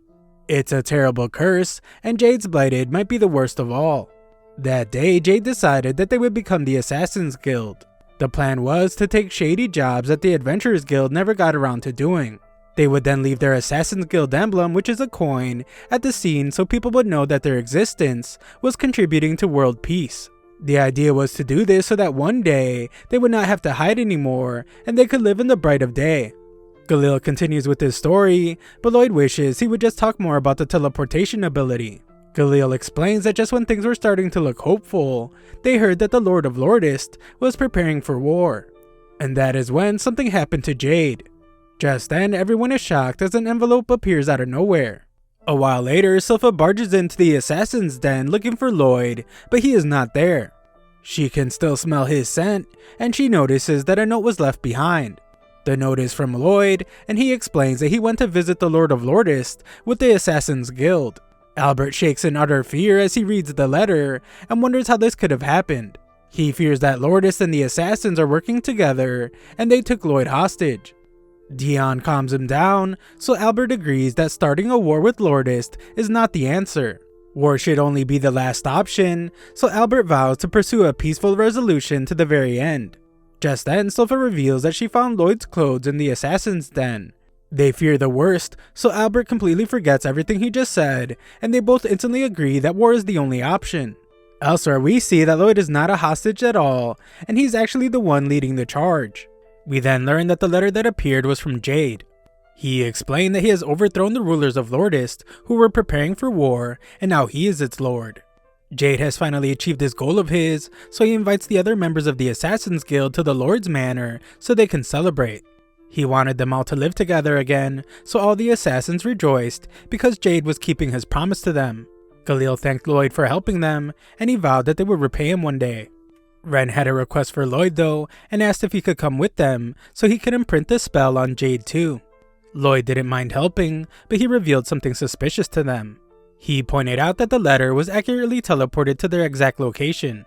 This kind of relocation is one of the most complex magical subjects, and one that nobody has yet to figure out. It's not the kind of thing that someone can do by accident. The others realize that this must mean that Jade was lying about not being able to control his power, and they begin to wonder if they can really trust what he said in the letter. They wonder if he's trying to trap them, but Ren keeps a positive attitude and wants to believe that Jade just learned how to control his power. Either way, Lloyd figures that he won't need to tag along, so Ren becomes disappointed. However, she is shocked when Lloyd announces that he will go anyway, because his interest in teleportation demands it.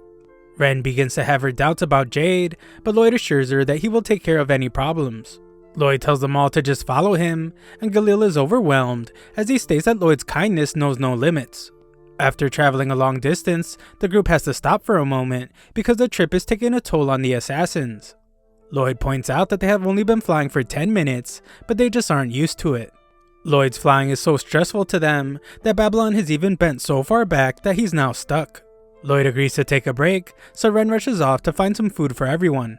Ren grew up in the woods, and Babylon can tell that she's trying to show off for Lloyd. He reveals that when Ren was very young, her poison ended up ending the lives of her parents. She was living in the forest all alone, and Jade was the one who reached out to her. We then get a look at when Jade first brought Ren to their hideout. The others were terrified by her wild behavior because she was growling at them, but Jade told them that she would be okay. He promised that he could teach her how to get along, and Ren seemed to understand. Jade wrapped her up so her poison wouldn't hurt them, but the others still worried about it. The happy-go-lucky Jade just thought that she smelled like flowers, but he ended up getting poisoned.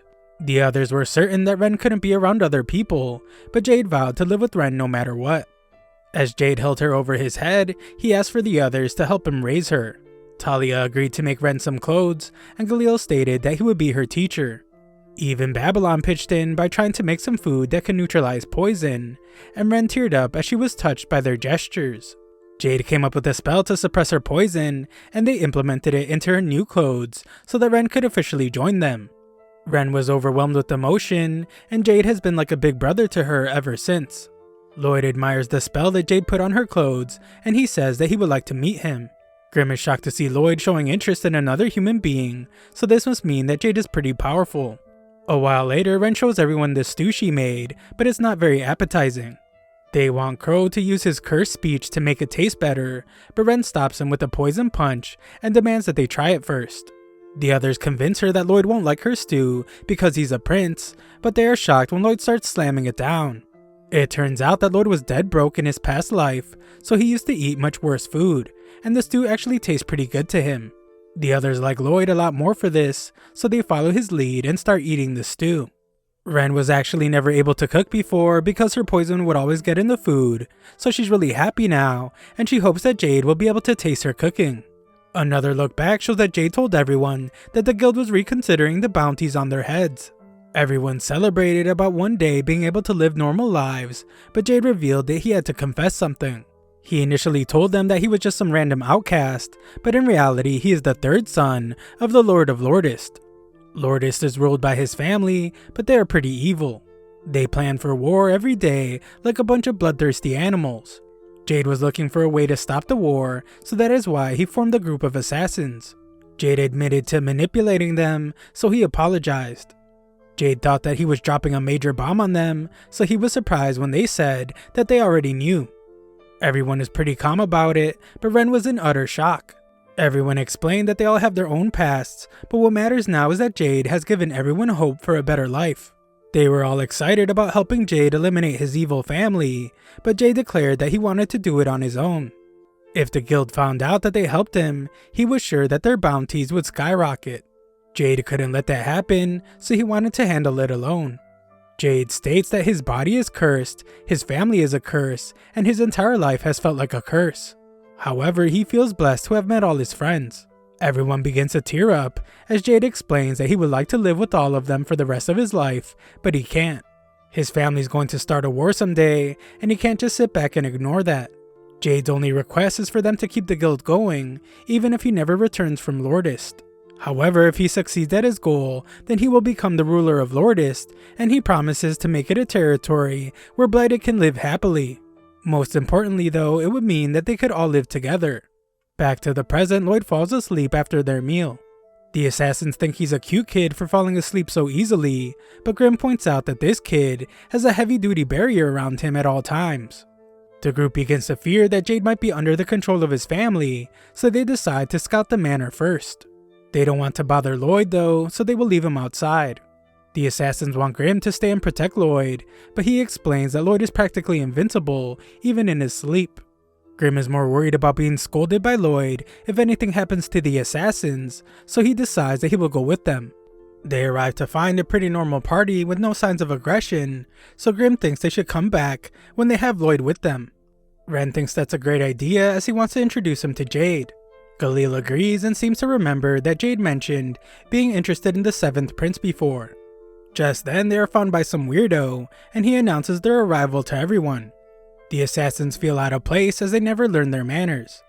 Grimm decides to go get Lloyd, but Ren is nervous about seeing Jade and asks him to stay. Just then Jade arrives and all the assassins get really emotional. Jade changes into his old clothes and everyone realizes that he used teleportation to do it. Jade explains that he just learned how to control his power, so everyone is relieved that he didn't lie to them. Grimm encourages Ren to speak to Jade, and everyone gets emotional when she can't find the right words to say to him. Jade says he feels the same way, and Grimm realizes that this is a good moment to go get Lloyd. However, just when he leaves, Jade decides on what he wants to say, and he tells them to bow down. Shockingly, all the partygoers turn into monster-looking things, and all the assassins are forced to the ground. They're all shocked when they realize that this is like Crow's cursed speech ability, but much stronger. Jade announces that his plan was a success, and he ignores Ren's pleas for an explanation. Jade promised that he would bring some blighted to the monsters, and this evil guy has forgotten Ren's name. Just then, Grimm launches an attack on Jade and tells the assassins to run away. He considers telling them to get Lloyd, but realizes that the situation is so bad that they should tell Lloyd to run away too. Grimm has discovered the truth behind what's going on, but before he can say anything, Jade launches him far away with just one kick. Jade thinks it's laughable that a mere demon would try to interfere, so he calls him an imbecile. Back in the forest, Grimm lands near Lloyd, and he is terrified by the nightmare that has unfolded. He has realized what Jade is after, and he calls the assassins poor bastards.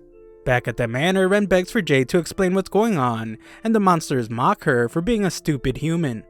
Just then, demons emerge from the monsters' bodies, and Jade explains that he brought them from the netherworld. It turns out that this guy isn't Jade at all, and his real name is Gisarmi. He's from the netherworld, and he came to this region because he desperately wanted something. The thing he wanted was actually Jade's body, and the teleportation ability that it holds. Ren is then horrified when Gisarmi explains that Jade is dead because he took over his body. Gisarmi makes it worse by explaining that it took him months to wear down Jade's mind. He torments Ren by saying how Jade screamed in agony as he hollowed out his heart. Ren becomes furious, but Gisarmi just silences her. The evil Gisarmi now tortures them as he explains that Jade begged him not to hurt his friends. He cared about them so much, and thinking about them was the only reason he was able to resist Gisarmi's control for so long. As Gisarmi's grip on Jade's brain tightened, he began to learn about the Blighted. Gisarmi realized that the bodies of the Blighted would be the perfect vessels for his demon army, so he decided to trick the assassins into coming. Jade knew this, so he decided to take his own life, knowing that it would eliminate Gisarmi as well.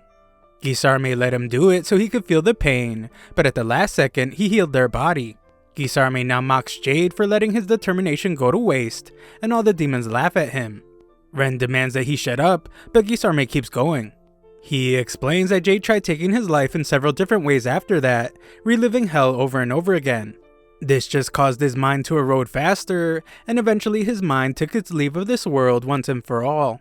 Ren can't take any more, but Gisarmi doesn't care, and he crushes the gift that Jade gave her. The demons want to hurry up and take over their bodies, but Gisarmi tells them that they need to be careful.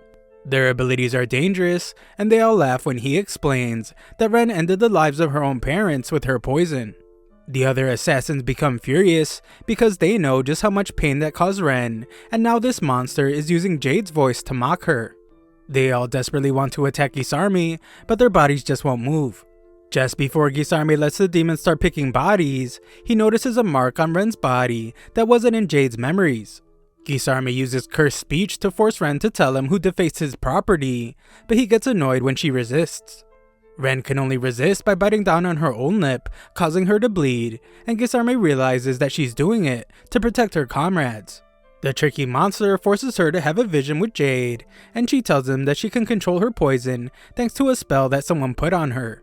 Gisarmi nearly has what he wants, so he uses his cursed speech on her again, causing her a great deal of pain. He instructs her to sell out her friends by telling him who placed a spell on her, and she screams in pain. Just then, a light shines in the night sky, and all the assassins are shocked as a barrier surrounds them. Gisarmi tries to see what's going on, but it's too late as a massive attack crashes down onto the manor. This leaves a massive crater in its wake, shocking everyone, and Ren breaks down as she notices that Lloyd was the one that saved them. Lloyd answers the question that Gisarme wanted to know so badly by revealing that it was him. The demons tremble in fear as they stare into the giant hole in the ground, and Ren sobs as she tells Lloyd about what happened to Jade. Lloyd calms her down as he heals her, and he explains that Grimm already told him everything. It's clear that Gisarme is after them, so Lloyd tells the assassins to leave and he will take care of everything. Ren gets upset when Galil forces them to escape, but he points out that there are demons everywhere. What's even more terrifying is that Gisarme is a monster beyond their comprehension. All the monsters desperately search for Gisarme in the hole, but they fear that he might not be alive anymore. Just then, Gisarme reappears, sending a monster into the lava, and he terrifies the remaining monsters by wondering what they are doing there. He reminds them that the assassins are experts at hiding, and they might never find them again if they get away. Gisarme instructs the monsters to go after them, and threatens to end their lives if they don't capture them. The monsters go after the assassins, but Lloyd declares that he won't let them leave, and he uses another insanely powerful attack. It lights up the entire area, and the assassins can tell that it's Lloyd's doing. The demons call Lloyd a maniac, and Gisarme uses his cursed speech by saying die, and an attack gets launched at Lloyd. Lloyd is shocked as he watches the attack slip through his barrier, and this crazy kid actually considers letting it hit him so he can see what happens. Graham urges him to just dodge the attack, so Lloyd does, and it ends up hitting a demon. Lloyd analyzes the attack to see that it eliminates the thing it strikes instantly via cardiac arrest. Grimm begs Lloyd to run away and points out that Gisarme is able to use his mana to create the attacks without having to cast a spell. It's like Crow's cursed speech, but it's much more effective. The attack being created from mana is why it's able to pass through Lloyd's barrier. Lloyd could overpower someone's mana if they were like Pazuzu, but Gisarme's attack might actually be able to pierce his heart. Grimm explains that demons are broken down into classes from 1 to 10.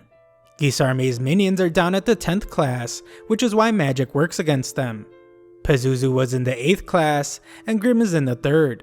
Lloyd assumes that Gisarme is in the 1st class, but Grimm reveals that he's something worse. Gisarme is what they call Netherworld royalty, a demon lord that 100 first-class demons wouldn't stand a chance against. They are bona fide living catastrophes on the scale of a natural disaster. Grimm fears that even Lloyd is outmatched this time, but he is shocked when Lloyd just flies right up to the guy. Gisarme says that he has some knowledge about Lloyd being the 7th prince because of Jade's memories, and he explains that Jade wanted to meet Lloyd. Lloyd is upset that Gisarme ruined that possibility, but Gisarme points out that Lloyd ruined his party by putting a giant hole in the ground. Grimm is terrified as Lloyd is clearly preparing to fight, and Lloyd says that he doesn't like how Gisarme is after the Assassin's Guild. Gisarme is getting ready for battle as well, and the two express that they're just looking to be entertained. Grimm tries one more time to get Lloyd to run away because the odds are just too bad. Lloyd realizes that he won't be able to easily destroy Gisarme like he did to the demons on the ground, but Grimm can't believe that he called that easy. Even 10th class demons are strong, and they have natural resistance to sorcery. Gisarme is on a completely different level, and high pressure mana would just feel like gentle waves to him. Just then, Gisarme flicks an attack at Lloyd, and Grimm is stunned that it nearly pierced all the way through Lloyd's heavy duty barrier. What's most terrifying is that Gisarme is piercing through several layers with just puny scraps of his mana. Gisarme is intrigued by Lloyd's barrier, so he creates bigger spears of mana and plans to put it to the test. Gisarme launches the attack, and Lloyd does his best to dodge as many as he can. The spears cause massive damage everywhere, but Lloyd does well to avoid getting hit. Just then, Grimm is shocked when Lloyd must stop because Gisarme has teleported right in front of them. Gisarme kicks the barrier, and Grimm is stunned that he was able to break it with just a normal kick. Gisarme combines the spears to create a huge attack, but Lloyd just manages to block it with one of his giant statues. The assassins can't believe the insane fight they are watching, and the demons realize that their target is right there. The demons go after the assassins, and Babylon rushes to open the gate. Ren worries about Lloyd, and we see that Grimm is in tears from fear. Lloyd tells him to calm down though, because he needs something. Gisarme is surprised that he only managed to pressure Lloyd by using his teleportation, but Lloyd points out that it's not even his teleportation. Gisarme says that Jade can never control the power, but he can. Humans seem to be incapable of using the abilities without the help of Lloyd's spell, but Gisarme explains that for his kind, who are born masters of mana, controlling the abilities is simple. He pities the blighted who are gifted with the abilities but lack the wisdom to use them. Gisarme thinks they should be glad to sacrifice themselves because a blighted is only whole once they become a vessel for a demon. Gisarme plans to show him what true power can do, and he wonders if Lloyd will defend, dodge, or run away. Just then, Lloyd is shockingly pierced through the chest by Gisarme's spear, and Gisarme reveals that Lloyd never really had a choice. There's no counter to his attack, so Gisarme sends several more spears right through Lloyd. Nearby, Galil reminds the other assassins that Lloyd gave them the ability to control their powers. They can't give them up without a fight, so Galil starts off by trapping the charging demons. His webbing will harden like a rock in a few seconds, but the demons say that that's more than enough time to eliminate some humans. Crow doesn't give them the chance though, and forces them to the ground. Babylon opens the gate so they can escape, but Galil is shocked when the demons break free from his webbing. They say that the assassins cannot escape, but Talia fits all the demons into her sight, so she can use her ability to attack them all at once. Talia thanks Lloyd for giving her the ability to control her power, and she tells her friends to stay out of her line of sight. She doesn't have enough control to avoid hurting people, so she tells everyone to run away. Talia will hold the demons back, but Ren points out that Talia won't be able to get away after cutting her own leg. The demons realize that Talia can hurt them by hurting herself, but they tell her not to underestimate them. They simply heal themselves, but Talia attacks them again, and they realize that her power is seriously dangerous. Talia tells her friends to leave again, and she promises that she won't let the demons take her body. Ren refuses to leave her side, but Galil pushes her and Crow to safety, and he shuts the gate. Talia told Galil to leave as well, but he points out that she won't be able to handle all the demons on her own. Talia knows how dire this situation is, and she is shocked when Galil already knows what she was planning to do. She's going to end her own life so her ability can eliminate all the demons, and Galil has decided to go down with her. The demons are shocked to hear her plan, and they try to stop her, but Galil pushes them back. Talia prepares to take her own life, but Ren begs her to stop. Ren knows that Jade will never come back, but she points out that they can control their abilities now, and they're all so close to being able to live out in the open. Talia knows what she must do though, so she tells the demons not to underestimate what the Assassin's Guild will do for each other. Ren calls out to her two friends, but it's too late as Talia goes through with her plan. Back with Lloyd, Gisarme celebrates his victory. He mocks the Blighted for dreaming about living out in the open, and just wishes they could have entertained him for a bit longer. Gisarme prepares to end everyone else's lives, but he is shocked when Lloyd's body falls apart. Just then, the real Lloyd comes out of nowhere, and Gisarme must dodge his attack. Lloyd was using a decoy, and Gisarme is glad to see that they're just getting started. Gisarme is surprised though when Lloyd asks if they can move their fight somewhere else. Just then, we see that Talia's sacrifice was stopped just in time when a ton of flaming arrows strike the demons. No one has any clue what's going on, but Albert slices through the gate and reveals that he brought help. Ren is relieved to see the second prince, and Albert instructs his spellbound sword Core to move forward so they can save his brother. A look back shows Silpha doing some training. She strikes a straw mat on a post that has been compressed as much as possible with magic, but she is concerned about something. When she uses her real strength, the sword ends up getting bent. At this rate, she won't be able to use her full strength in battle because the swords won't be able to withstand it. That's why Silpha suppresses her true power, but she knows that she can't keep doing so if she wants to defeat demons like Pazuzu. Back to the present, the assassins are glad that help came, but they are shocked when Albert declares that they need to take care of the assassins first. Silpha demands that they tell them where Lloyd is, and threatens to chop off one of their heads for every minute they stay silent. They begin to explain that Lloyd is fighting the boss of the demons on their behalf, but Babylon reminds Ren of their promise to Lloyd. Lloyd was very cautious, so he told them that in the unlikely case that they see anyone from the castle, they're not to mention anything about his strength or Grimm's existence. Lloyd explained that he didn't want the attention, and he just wanted to focus on studying magic. The assassins don't know what to say, but time is up and one of them is about to lose their head. They say that Lloyd is fighting some loser, but this isn't a good enough answer for Silpha, and she prepares to take out Ren. Albert stops her though, and the assassins are confident that the kind Prince Albert will believe them. They are shocked though when Albert just doesn't want Silpha to eliminate a child first. Albert is furious about how they left Lloyd's clothes behind as a threat, and Galil makes things worse with the poor explanation of what really happened. Just then, Ren stops everything, and declares that she will take any punishment. However, the demons took away someone important to her, and that is why Lloyd is helping them. She begs that they believe her, and her words seem to reach Silpha. Just then, a demon tries to attack her, but Elise saves her. Elise believes Ren, especially because her familiar would have torn her apart if it sensed bad intentions. Luckily, Albert decides to believe her as well. He will deal with the demons, so he sends Silpha to go get Lloyd. Ren can't let her see Lloyd's immense fighting ability, so she stops Silpha and tells her that Lloyd is fighting a weakling, so he doesn't need any help. Silpha is determined to go, but everyone is shocked when something destroys the bridge. The demons are trying to surround them, so Albert tells everyone to move back. Silpha is furious though, since she was so close to Lloyd.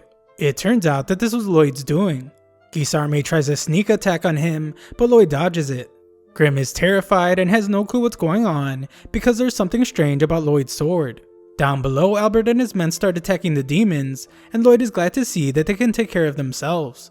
This means Lloyd can focus on his fight with Gisarme.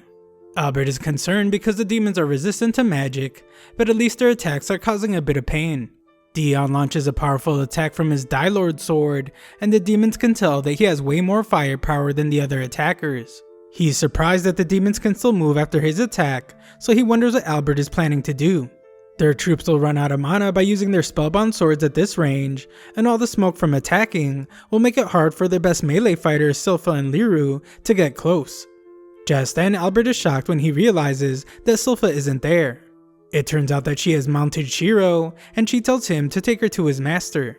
The assassins point out that it would be impossible for Shiro to make it across, so Silpha considers attaching a rope to Shiro to help. Shiro really wants to see Lloyd, so he jumps anyway, but he just falls straight into the river. Silpha considers jumping herself, but the egg-shaped demon appears to attack her. Silpha defends herself, which impresses the demon, and the assassins are shocked because they couldn't even follow her movements. The demon reveals that he's an 8th class demon and a practitioner of the demon blade form. Silpha just now learns about demon classes, and she wonders what rank Pazuzu was. Silpha decides to share some devastating news with the demon, but he doesn't think there's anything she could tell him that would be devastating. He's wrong though when she shockingly says that he has poop on his head, and he tries to explain that it's just his hat. Back with Albert, he realizes that the citizens of Lordist have had their bodies taken by demons. He tries to think of a way to save them, but he comes under the attack of a demon. Just then, Babylon saves him and offers to fight together with Albert. Babylon knows that the assassins are not admirable, and he refuses to make any excuses. However, they don't take life lightly, and they will fight for what they believe is right. He explains that there is no saving the citizens of Lordist.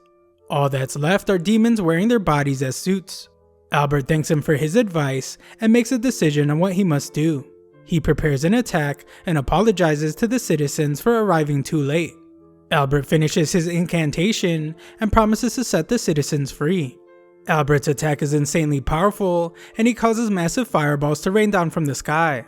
The attack burns all the demons, and Albert tells his soldiers that it's time to win this battle. Nearby, Silpha's in an intense battle of her own against the egg-shaped demon. This guy is surprisingly powerful, and everyone is shocked as he attacks Silpha. He tries to use his demon form attacks against Silpha, but she matches him blow for blow. Their fight causes massive damage to the surrounding area, and they both prepare powerful attacks. Their powers collide, and the assassins can only wonder who this maid is. Silpha and the demon both take damage, but he makes sure to point out that this is not even a fight. Demons are able to heal, and are able to exceed human limitations. However, this fight has made him change his mind about something. He no longer wants a blighted body, and instead he wants Silpha's. Just then, Silpha is shocked when he changes his dominant hand, and she just barely dodges his next attack. He's using the Lordist-style swordsmanship that his current body's owner used, and he explains that this person was really skilled. His callous hands are proof of how much he worked, and this evil demon disrespects the poor guy by saying that all his memories and his body belong to him now. Humans are just like clothing to the demons, and he vows to wear Silpha soon. He calls all human insects, but he must quickly defend himself when Silpha begins to overwhelm him. He is shocked that she already knew how to use demon blade forms, but she reveals that she just learned it by watching him right now. Silpha begins insulting him back, and the assassins cheer her on. Shiro makes his way back up the bridge, but the demon is sure that the beast won't help her win the fight. Just then, Silpha reaches into Shiro's fur as she tells Lloyd that she will make good use of something, and she pulls out a sword. A look back shows that Lloyd surprised her with this sword. Lloyd and Dion made it, but it doesn't have any flashy spells inscribed on it. It was just made specifically to be as strong and flexible as possible. That way it would be able to withstand Sylpha's full power, and Lloyd was sure that she would be able to cut down a demon with it. Demons are psychic entities, and they can't actually do much without a physical body. This is why they construct their own or possess humans. If the body stops living, then so does the demon. When a body is controlled by a demon, it becomes very powerful, and it takes a serious attack to do any kind of damage to it. What's worse is that even when you deal enough damage to hurt a demon, they can still regenerate. That is why demons need to be struck down with a single powerful attack. Lloyd revealed that he could always tell that Sylpha was holding back whenever she swung her sword. He figured that she could never go all out from fear that she would destroy her weapon. Sylpha is amazed that Lloyd paid this much attention to her, and she thanks him for the sword. Sylpha decides to name the sword Demon Bane as a reminder to never disappoint Lloyd ever again. The demon thinks the name is laughable since he is sure that her fate has already been sealed. He then explains that they started preparing for war to trick Jade into returning to Lordest. The assassins are furious because this means that the demons use Jade's hate for war to trap him. Ren is the most angry as she refuses to let the demons wage a war, so she attacks the egg demon. Sylpha easily stops her, but assures Ren that she will take care of everything. She strikes a fearsome attack stance, so the demon decides to use his Demon Blade form's ultimate secret. The two charge at each other, but everyone is shocked when Sylpha slices right through the demon. A look back shows a very tired Jade, and he says that he was finally able to do something. Gisar may assume that he meant he finally made peace with the end of his life, but Jade just told him that he wouldn't let Gisarme get away with what he was doing. He declared that Gisarme would lose, but he passed away before he could say who would defeat him. Gisarme then took full control of his body and searched his memories. He saw all of Jade's friends, but there was something deeper down that his friends wouldn't let Gisarme see. Gisarme knew that Jade was terrified of war, so he told the egg that they would start a huge war. Back to the present, Sylpha has defeated the egg demon, but she apologizes to the swordsman that had his body taken. Sylpha is surprised to see that the assassins are crying, and she points out that they don't seem cut out for being assassins. Just then, steam explodes from the river and it gets really hot. Lloyd can't see anything because of the steam, and he wonders if he made the wrong decision. A look back to just a moment ago shows Lloyd trying to think of a better way to deal with Gisarme's attacks. His spears can pierce through a single or double layer barrier with ease, and if Lloyd gets hit by one, he is a goner. Luckily they won't be an issue as long as Lloyd keeps a heavy duty, heavily reinforced barrier up at all times. The problem is that Gisarme can use cursed speech that can slip through any barrier. Cursed speech usually travels slowly, but Gisarme is attaching them to his crazy fast spears. Lastly, and most dangerous, is Gisarme's Shadow Wolf attack that basically requires Lloyd to always be moving at high speed.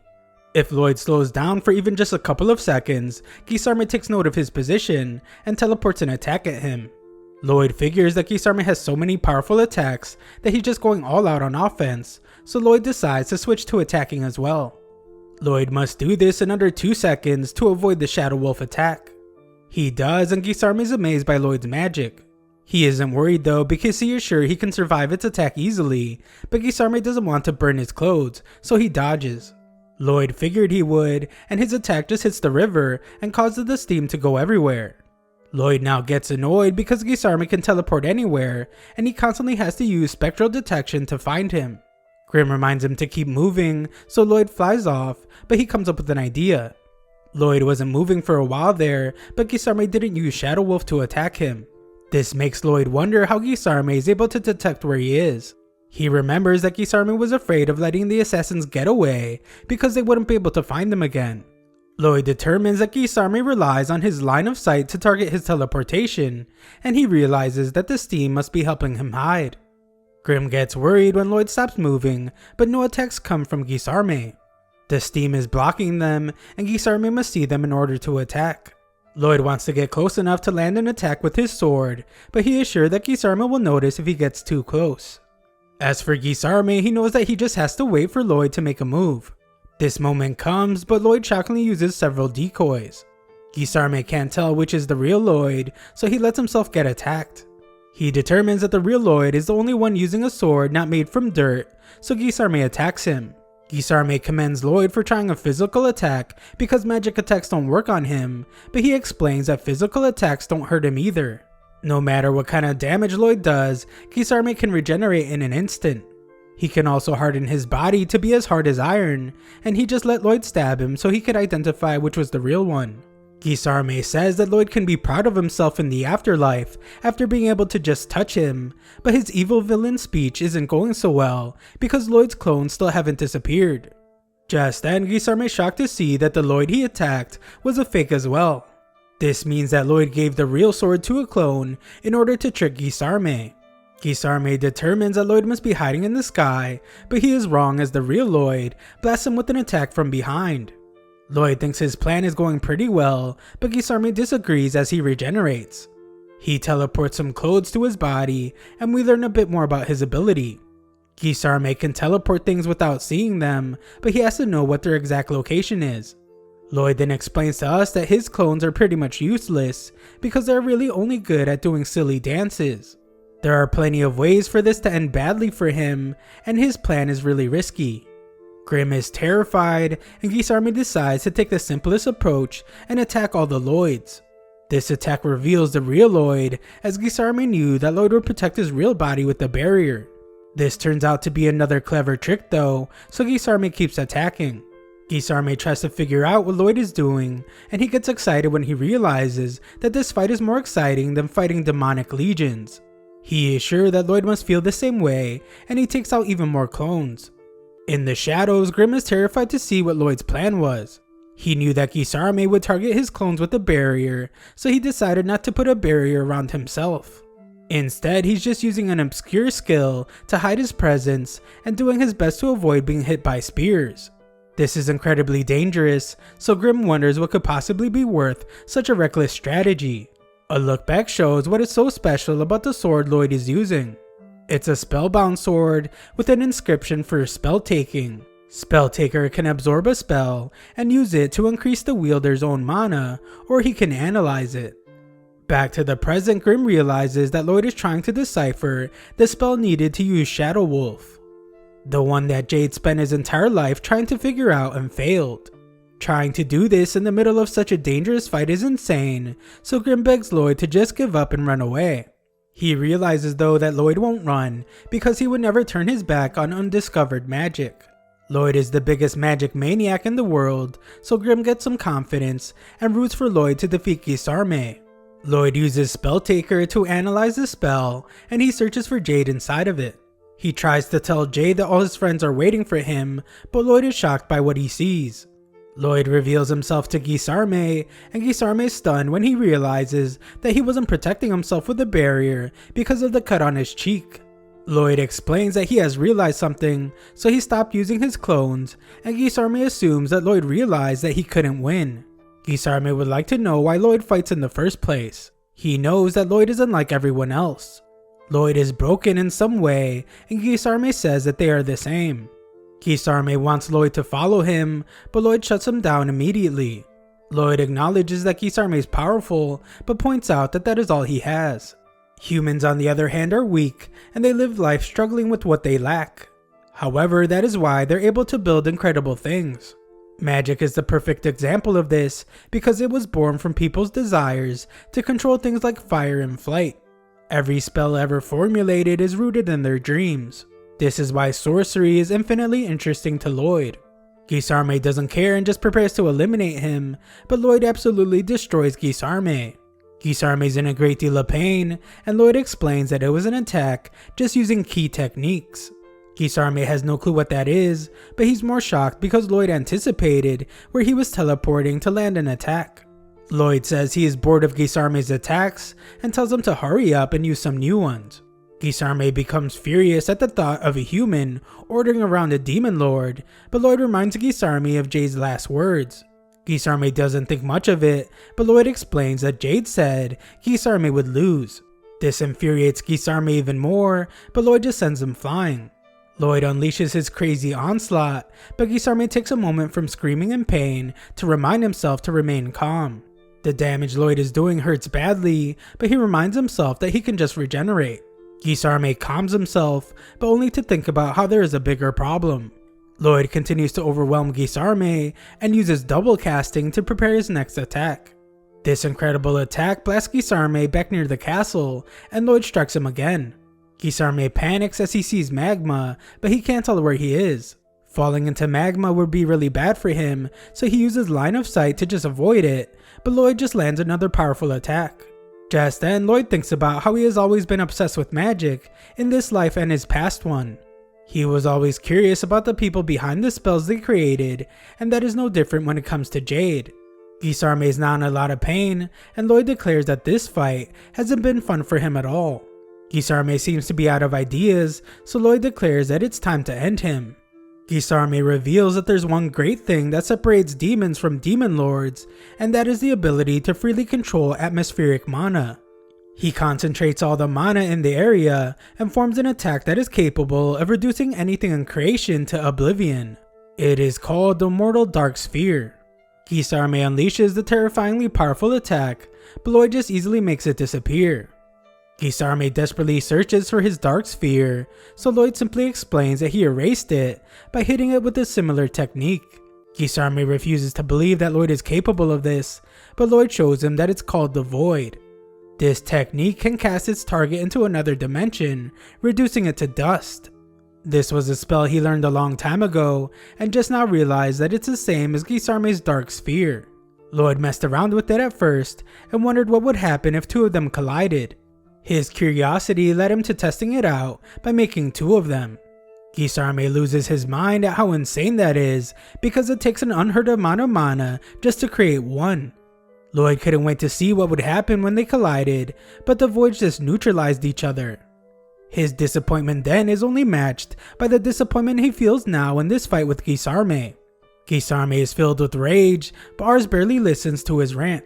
Guisarme goes to attack him, but when he touches Lloyd, he's overwhelmed with fear. Even Grim, who thought he understood Lloyd's power, now realizes that he didn't understand a single thing. In Lloyd's eyes, Guisarme only has one use left, and that is to find out what will happen if he gets hit by the Void. Guisarme then feels immense terror as Lloyd strikes him with his attack.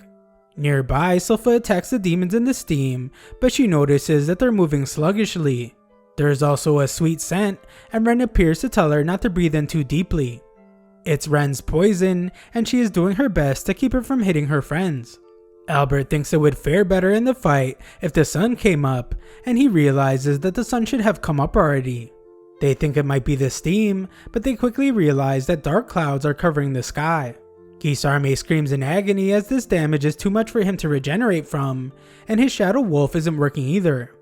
Guisarme is being pulled in by Lloyd's attack, so he decides to abandon Jade's body. There is no escaping the Void though, so Guisarme resorts to pretending that he's the real Jade.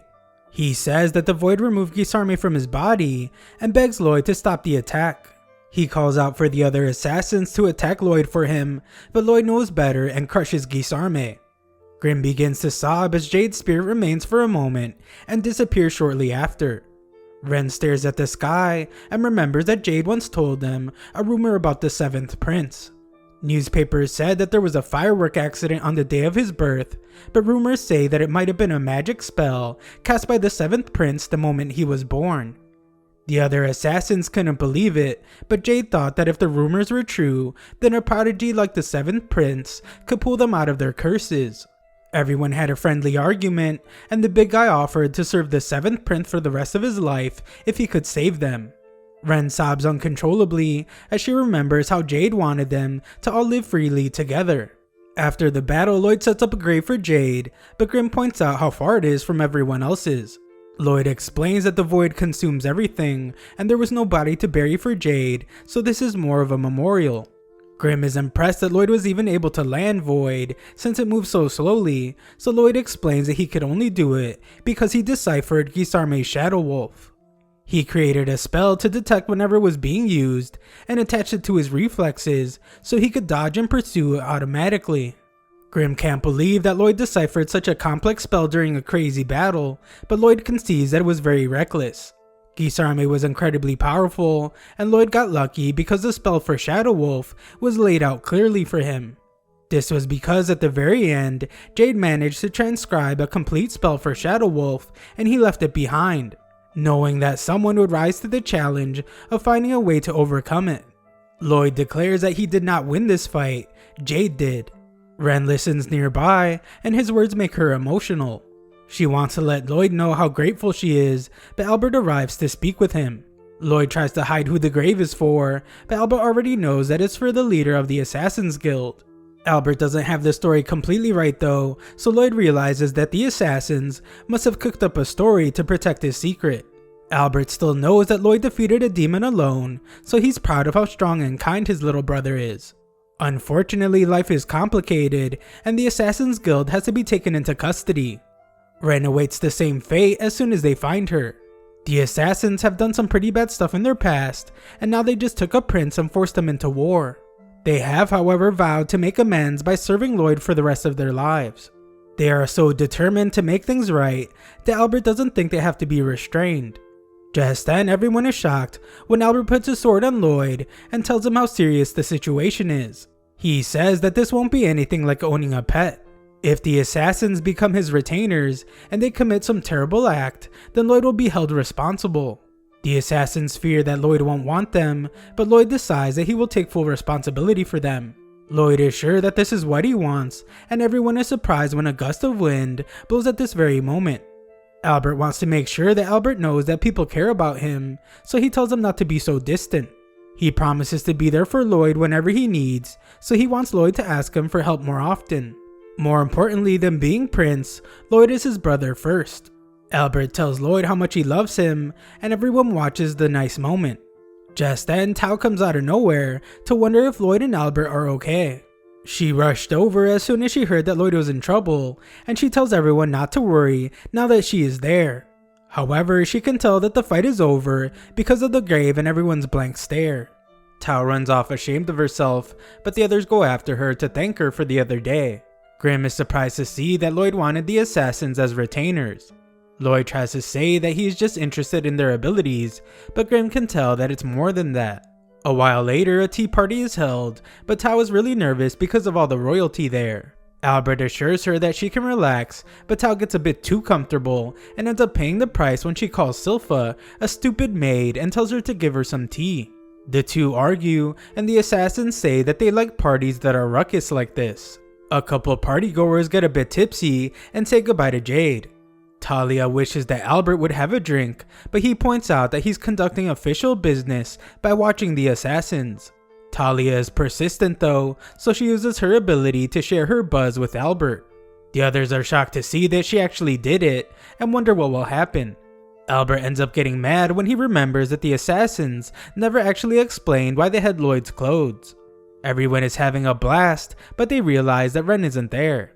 This is because the girls have returned to the castle and are using the steaming hot water as a bath. Ren declares that she wants to work alongside Lloyd the way Silpha does, but Silpha explains that Ren needs to ask Lloyd herself. Lloyd shocks Ren as he is there, and he allows Ren to be by his side. Silpha explains that she dragged Lloyd along with them because he was filthy and covered in dirt. She prevents Lloyd from sneaking away, and Ren questions if it would really be okay for her to be with Lloyd. She has hurt a lot of people in the past, and she is poisonous. Ren is shocked when Lloyd bluntly says that she has a lot to work on, and she should start improving by not calling herself blighted anymore.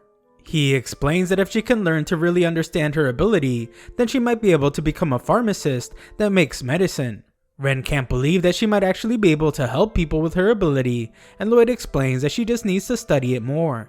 Ren's mind is flooded by all the people that hated her entire life because of her poison, and she thinks about how much she hated herself because of it.